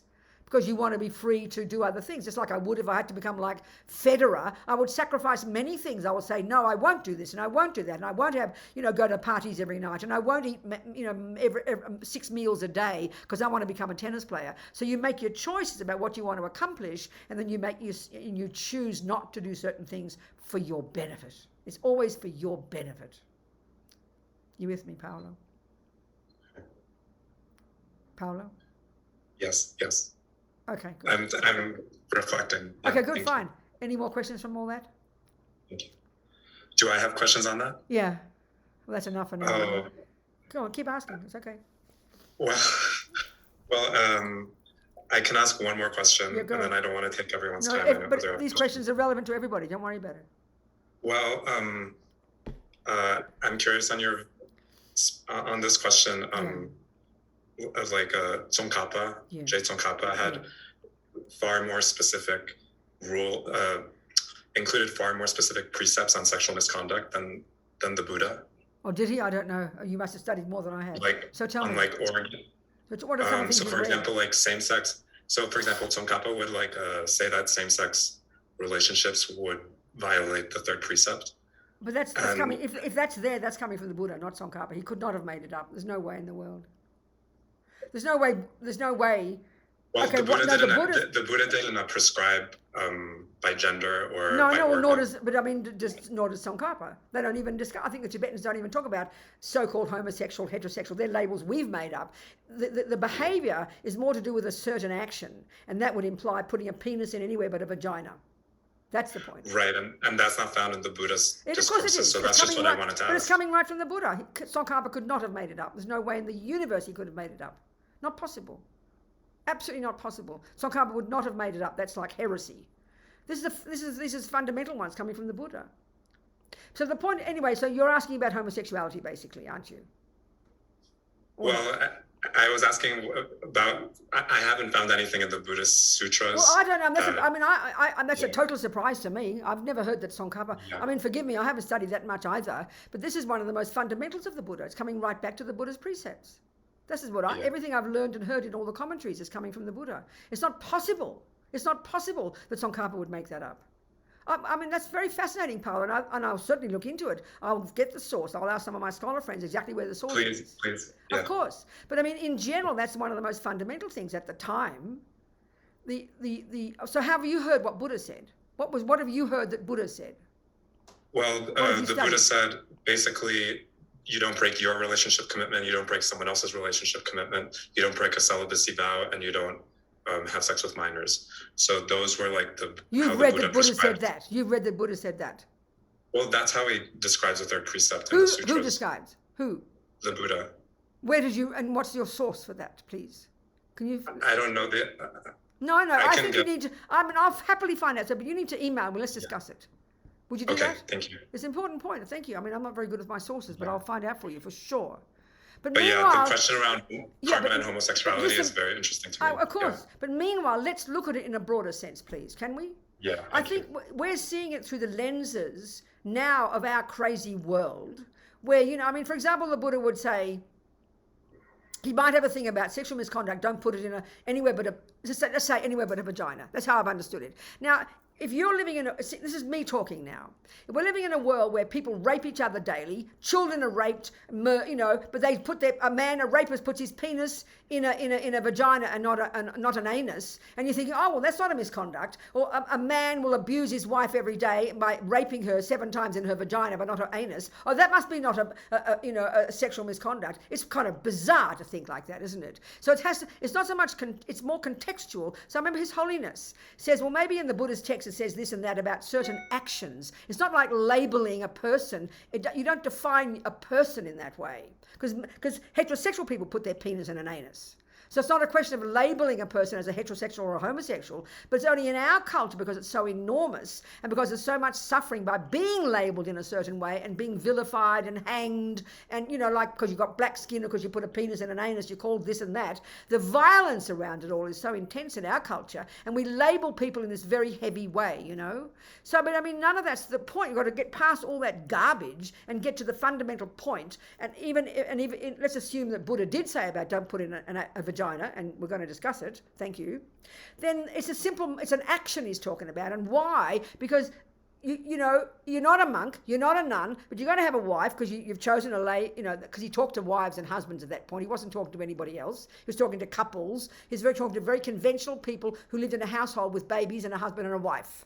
That's how he was talking. And that's who he was talking to, So then you take that and then you put into our culture, we've got this mania and terrorism and rapes and murders. And as His Holiness says, maybe the Buddha says this, but how can I possibly judge two people who live together and who love each other?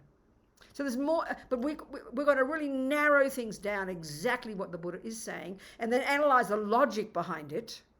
And then we all it's like Buddha also said, don't lie. I mean, I'm just trying to give some reference here, trying to give some context, But we talk about homosexual. I don't think they had an equivalent word in Indian back then. We use those labels, and then the suffering of it now these days is because of the way we're treated by each other and labelled and isolated and, hanged at the stake and all that kind of, what do you know, hanged at the stake, burnt at the stake, whatever. I'm just talking, Paolo. So anyway, please email me, get my email address, my full name, Robina Courtin, @mac.com, like the computer. Okay. And just we'll discuss and let's find the sources. I should know anyway, and I'm a bit lazy, so let's look into these things. Okay. Thank you. All right, darling. Thank you, Paolo. Very kind. What else, people? Hello, Robina. It's Lynn again. Yes, We've got Lynn. 2 more questions. Good, I've darling. got one in the chat from Sarah, and then Eileen has got her hand up. But if I read Sarah's out, Good. She says she's really inspired by your talk. Good. But she's asking if you could say a little about anxiety, because anxiety feels very self-centered. And she says she's trying to develop metta, but the thoughts can be distracting. Of course they can, darling. I mean, strictly speaking, this doesn't come till next week, but now that you've asked, I don't want you to have to wait 7 days. That'd be mean of me, wouldn't it? So let's just look a little bit at the mind for a second, darling. Okay. So the Buddha's approach to the mind, it's he divides all the countless hundreds and thousands of thoughts and feelings and emotions like this big soup in there, which we usually have no control over, right? And he divides all this into 3 categories. There's more to it than this, and we'll go into this next week. He divides it into 3 categories. There are the neurotic, I-based, fear-based, unhappy states of mind. And these are the source of our pain. And you put anxiety in there, and I'll describe it in a minute. Then you've got the positive thoughts. And this is my point to Kimberly, I mean, not just so much the thoughts, but the fact that Kimberly can have people kind to her, loving, compassionate, money in the bank, doctors who help her. All of this is from past virtuous thoughts, and then the actions of virtue that she did on the basis of those thoughts, which are now ripening as the good things happening in her life at the moment, and that goes for all of us. So the positive thoughts, like love, so that the negative ones, and negative is heavy for us, but don't worry about it. Don't feel it's like blame or guilt. But you've got anger, attachment, jealousy, anxiety, arrogance, low self-esteem. These are all rooted in fear. So you could really argue anxiety is another word for fear. And it's just the primordial energy of all these unhappy states of mind, in particular attachment, which I'll get into in a second. The second lot are the positive states of mind. They're reasonable, they're valid, they're useful, they make us courageous, they make us strong. Love, kindness, intelligence, generosity, forgiveness. These are the positive thoughts. And the third lot, we won't go into these. They're the mechanics of our mind, like concentration, good memory, these types of things that make us function properly. So, okay, anxiety is a common one for us. So there's, the three main neurotic states of mind for the Buddha. Like I said before, he calls them the three poisons, the three toxic emotions. The root one is this primordial, deeply instinctive, beyond articulate, deeply instinctive assumption of a separate, concrete, solid, set in stone me. So now it's like a sleeping lion most of the time. But when something goes wrong, it rises up, and its nature is fear. But before that even, so this ego grasping, known colloquially as ego grasping, it gives rise to effectively the main voice of ego throughout our daily lives. And this one is this simple word called attachment.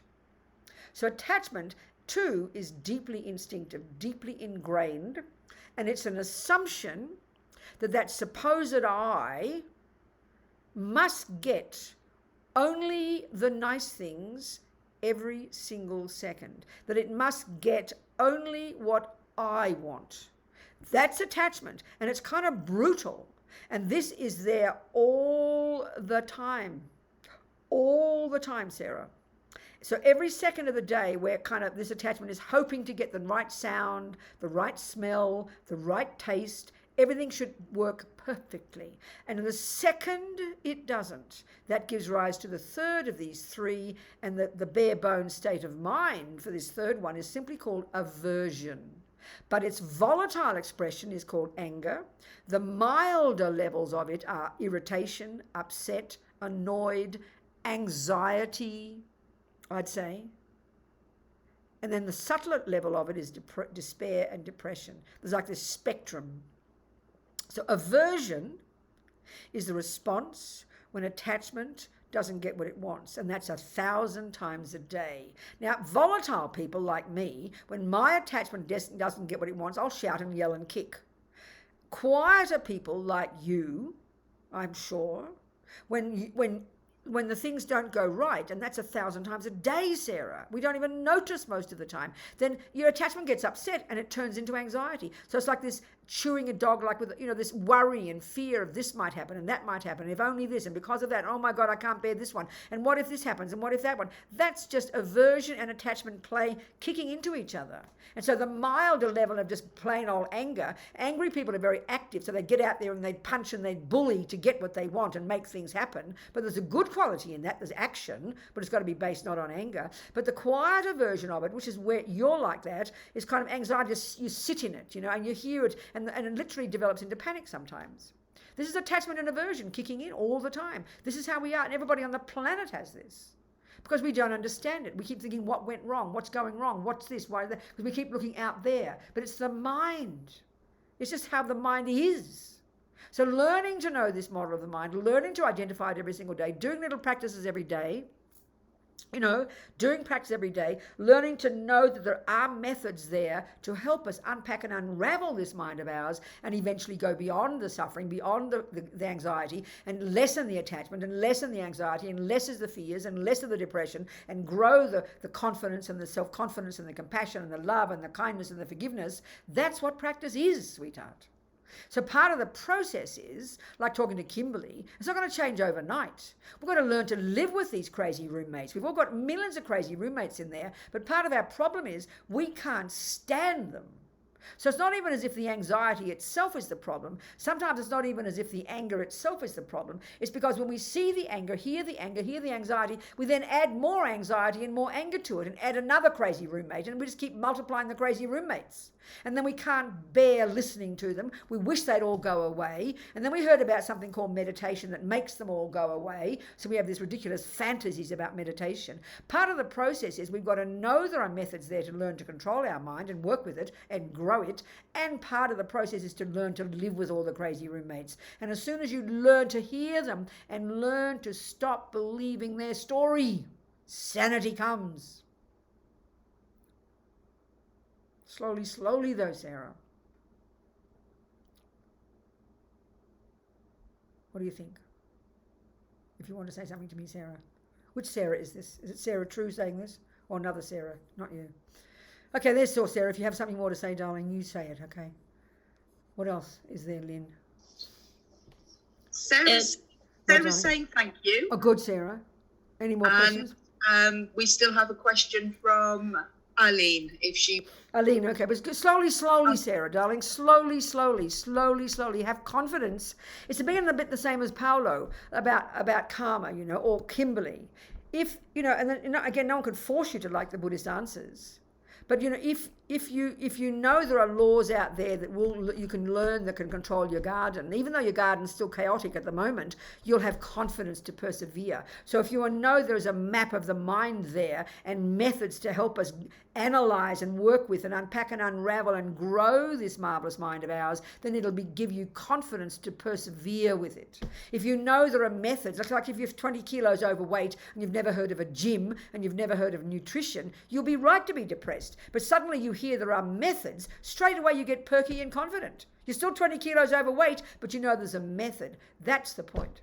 So it's up to you to decide if you think the Buddhist methods are the ones that will work with you. You've got to learn, so when it gives you confidence that there are methods there, and then you've got to start one step at a time. It's not magic overnight. Nothing is magic overnight. But you get confidence that you feel there are methods there that you can use. That right there gives us confidence, Go on, Aleen's point, what is it? Hello, Robina. Hello, sweetheart. What's your question? I'm going to circle back with Paulo because he's talking, I had the same question about misconduct, sexual misconduct. Okay. And I think what he's talking about comes from the steps of the path of enlightenment. Good. Okay, it's a commentary on Tsongkhapa. Okay, good. And then specifically, well, then why don't you just says...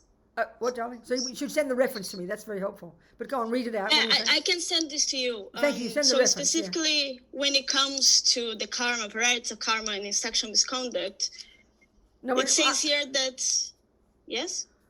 I want to know what the instruction is, not what the results are. What's the instruction? Yeah, it says that the second type of improper sexual object is from the man's point of view, men. Okay, this book refers... Stop for a moment, please. Who is the author of this book? Look on the cover, please.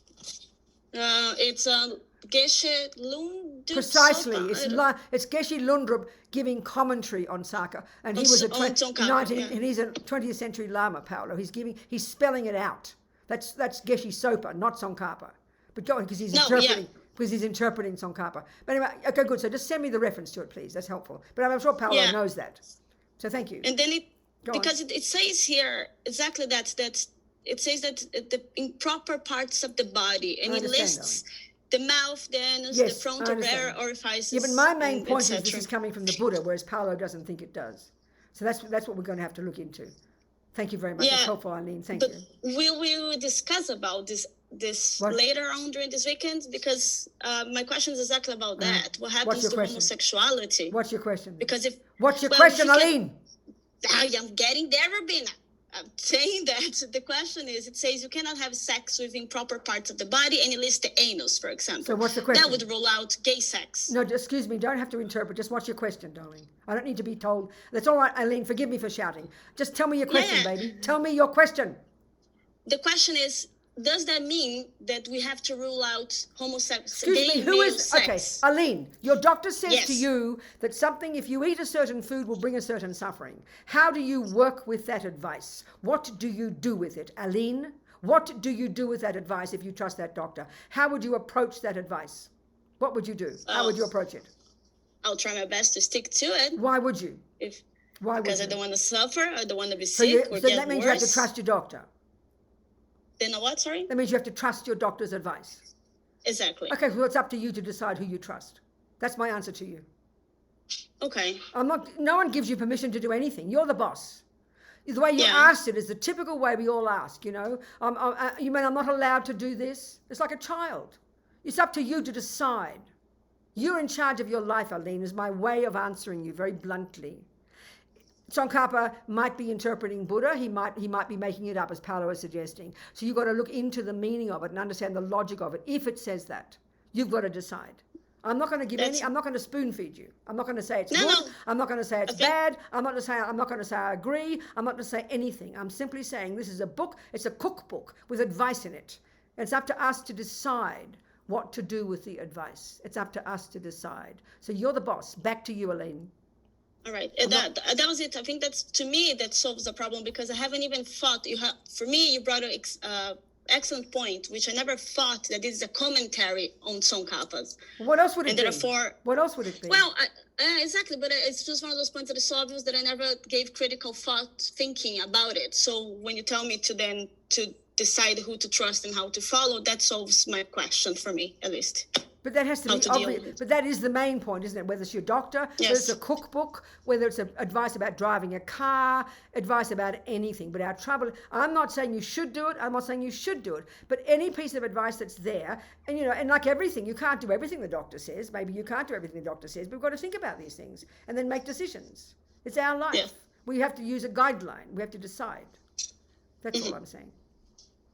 That was it. I'll send you this. Thanks, Arlene. Very kind. Thank you. What else, people? What else, people? Any questions? More questions? I have a question, Robina. If I can. Good, Louise. Good, sweetheart. Yes. Yeah. Just thinking about whatever arises is our own karmic appearance. Yes, that's Lama Zopa's way of putting it, yeah.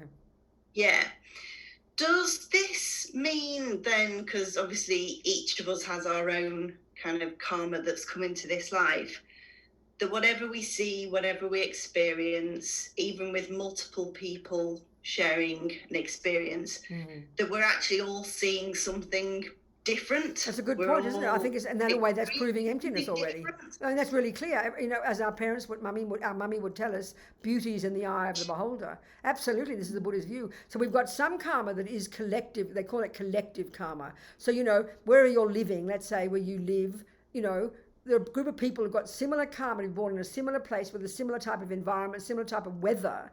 You'll have variations of how you respond to it. Some will be more dramatic than others, but in general, there's a collective karma there that you've done similar actions to have that kind of experience, you know. But absolutely, when you start pinning down every individual's response to that environment, everyone will be slightly different. So absolutely, of course, it's exactly, this is the Buddha's entire point, that, you know, there's no external, we finally come down to it. We're all going to experience this. Each of us will experience the same thing in 6 different ways, all depending on our karma. Absolutely. Absolutely. And this is probably where a lot of conflict comes. Absolutely. No, that's right. I know from my own side, yes. I think I've just lived under the assumption everybody sees things exactly the same way I do. I know, of course, and that's where we get into trouble, isn't it, Louise? It's kind of how you get conflict. No, I know, exactly. I know. It's so true, isn't it? And it's sort of obvious in a way. You know, we all interpret things differently because we've all got our different states of mind. Some of us have more attachment, some have more anger, some have more jealousy, you know, some have more patience. I mean, it's so clear, isn't it? Okay. Good. Thanks, Louise. What else, sweethearts?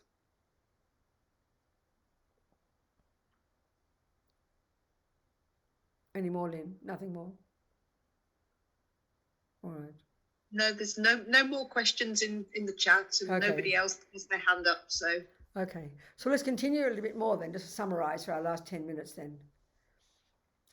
The broader point I'm trying to make in these 3 days is this relationship between the different stages of practice and how they all lead us to this more subtle understanding, which is the final understanding we have to get to develop the wisdom that sees everything as having no intrinsic nature, and that how these teachings are leading us to understand dependent arising, and especially this first one, karma, is this, is a law of cause and effect, which is a marvelous example of the first level of how nothing has an intrinsic nature, that everything, is the product of different factors. Dependent arising is that everything exists in dependence upon various factors, and the factors here are causes. Everything exists in dependence upon causes. So the learning here, the explicit, like I said, the explicit learning about karma is that every millisecond of what we think and do and say will sow seeds in our mind that will produce future results. And so when you start to go into more detail, which I haven't done, let's just do it briefly now, that every single thing we think and do and say with our body and speech are driven by what's in our mind. And so when, for example, you can use one example of, say, non-killing, one action called non-killing. So for that to be a complete action, there have to be 4 things in place. And a complete action is one that leaves a seed in the mind that will ripen, in this case of non-killing, will ripen as, say, for example, a type of good rebirth, such as a human birth. So there's 4 factors involved, and the crucial one is the mind involved. The first one, there has to be an object. So let's say there's a mouse in your kitchen. The next one is the mind involved in doing the action. And this is where not just do we, that point, Louise's point, not just do we experience what's out there differently, but every action we do, everybody brings something in their mind that's slightly different to do what looks like the same action. So you could have the action of not killing a mouse. So one person's, the next one is your mind involved in it. So one person's motivation might be very strong compassion. Another person might be, they don't like the idea of, hurting a mouse because it leaves a mess, and they're more attached to having a nice clean house. So they'll kind of shoo the mouse out rather than get rid of it. So, your motivation is huge. There's a vast spectrum of motivation there. And that includes every action we do. You can talk about an action itself, like we were discussing earlier about sexual misconduct or killing or stealing or a virtuous action. You can discuss an action in itself, but then the way you do the action, the motivation for the action, what's in your mind the time you do the action, that's the main factor that colors the action and determines whether it's negative or positive. You can still talk about actions in their nature. You can even do a negative action with a positive motivation. When you're on the Bodhisattva path, that would be a virtuous action, in fact, because your motivation is so compassionate and that you're happy to do even what looks like a negative action because it's for the sake of sentient beings, including sexual misconduct, suppose it, So the very first level in the laws of karma, it's very down to, it's like learning what kind of seed will bring what kind of fruit. It's very simple. It's very clear. It's very logical. It's very straightforward. This and this will bring that result. That is this and this is this. But as you progress spiritually and you change your mind becomes more vast. You can even at some point, as I said on the Bodhisattva path, do an action that we call negative, like killing, and it can actually be a positive action because it's motivated by strong wisdom and very powerful compassion. But you've got to start, like basic botany, you start with what is a good seed and what is a bad seed. What will bring a weed and what will bring a flower. But we all know, as you learn the laws of botany in a more sophisticated way, you can really play with things. You can be much more skillful, much more advanced in your approach. But you've got to start at the most basic levels. And so again, like the actions that Buddha would suggest here, no killing, no stealing, no lying, no sexual misconduct.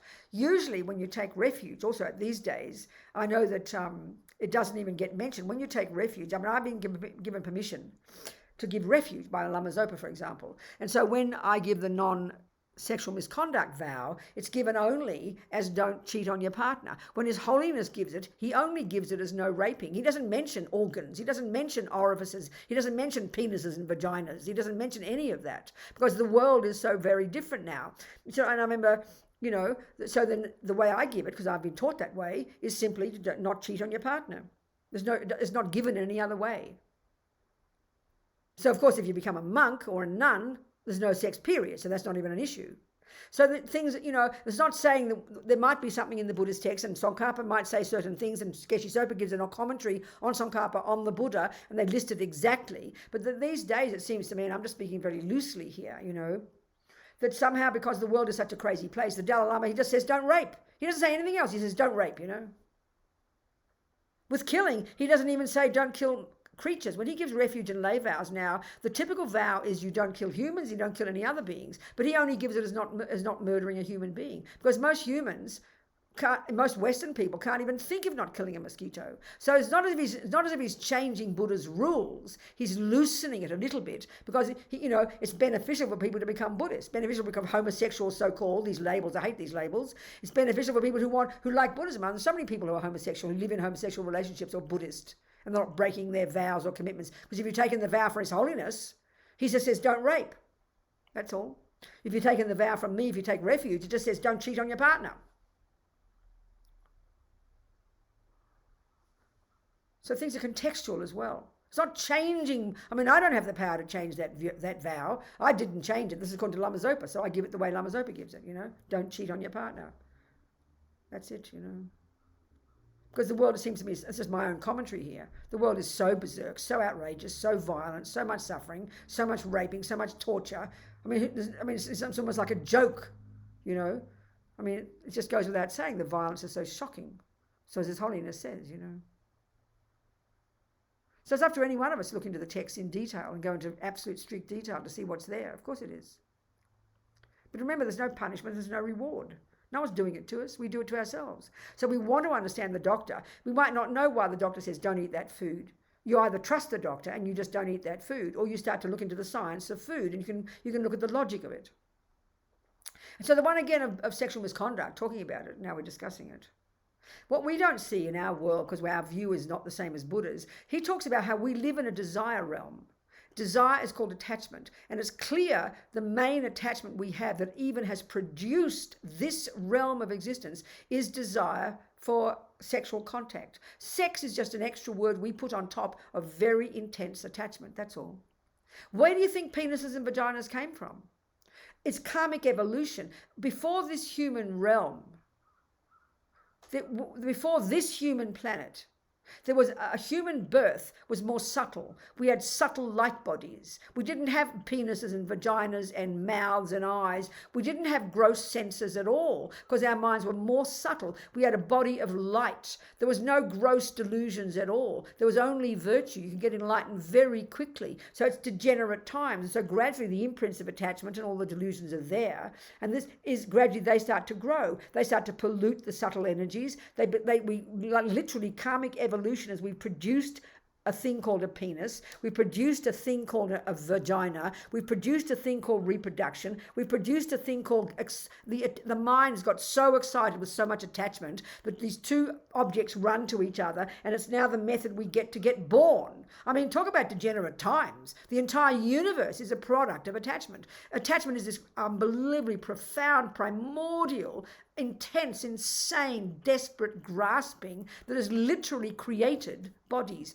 We've created this universe. We've created the objects of the senses. We've made it all up, and attachment is the one that's made it all up.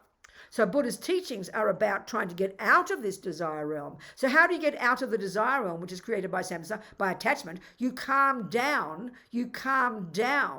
your attachment actions. This goes without saying, So there's just things to think about. We need to think about the logic of it. You can trust your doctor and just don't eat the sugar, or you can want to, because you want to help other people, you can learn to look into it as well. And so the Buddha's view is vast about the samsara and what samsara is and what the desire realm is, I mean, even the way they describe birth and death. When you get reborn, there I was in the intermediate state. Where we are, we're in the intermediate state after our mind left our previous body. And at the time of our death, one of our virtuous karmic seeds of non-killing was triggered, so we already programmed ourselves to go to our present mother's human womb. But we're in the intermediate state, waiting for our new mummy and daddy to hop into bed. And the millisecond that condition ripens, this is why we're driven by attachment, our mind ran like a magnet in 1 millisecond and rushed. In the case if you're a boy, you ran to have sexual union with your mother. You were driven by this intense attachment, and when you got there 1 millisecond later, you got really annoyed because all you could see was the sex organs, and then you get angry because your attachment was thwarted, and then you died from the intermediate state, and your mind went into that egg and sperm. And as Lama Zopa says, it is clear that samsara is created by attachment. So it's a much vaster, much more, and especially the one that we label sexual attachment. It's what's created our bodies, what's invented boys and girls. It's what's invented. It's not coming from God. It's not some special gift from God. It's the product of unbelievable, profound, primordial, emotional hunger that karmically we've literally created penises and vaginas and whatever else we've got. So we've got to look into all this in the bigger view. What is it? What is samsara? How does it come about? What are the logical steps that create samsara? And if we're trying to unpack samsara, we've got to look into one of the key ones is to give up attachment. And that's why the best is to become a monk or a nun, give up sexual attachment altogether, give up sexual contact altogether. It's obvious. So there's lots of stuff to look into, to think about it. And either Buddha's talking a load of rubbish or there's some logic there, and that's up to us to decide. We're the boss, not Buddha. Anyway, interesting conversation. Thank you for starting it, Paolo. Okay, people, thank you, sweethearts. So we conclude that the law of cause and effect, starting to loosen the grip of ego grasping, starting to loosen the grip of self-pity, poor me, I didn't ask to get born, it's not my fault, and that we create our own reality. That's the one that begins to loosen the grip of ego grasping. There's no question. Start to become this marvelous person that we can become, All right, darlings. Jang chub semcho grimpoche ma kie panam ke gyuchig kie panyam pa me pa yang gong ne gong du paba shog gewa di nyudu dag lama sangi drubgyo ne drowa tikyang malupa deyi sala gopa shog. Thank you so much, everybody. Thank you, Paolo. Thank you, people. Thank you, Sarah. Thank you, Arlene. Thank you so much, Lynn. Thank you, Kimberly. Food for thought, everybody. Thank you very much, Venerable Robina. Thank you, sweethearts. Thank you so much. We'll continue next week. Oh, no, tomorrow. Sorry, not next week. Tomorrow. Yes. I'll see you tomorrow morning. I'll see you tomorrow morning, UK time. Yes. Thanks, everybody. It's tomorrow afternoon, UK time. Oh, is it tomorrow? Yeah, morning my time. That's right. Okay, darlings. Much love, everybody. Bye. Thank you. Thank you.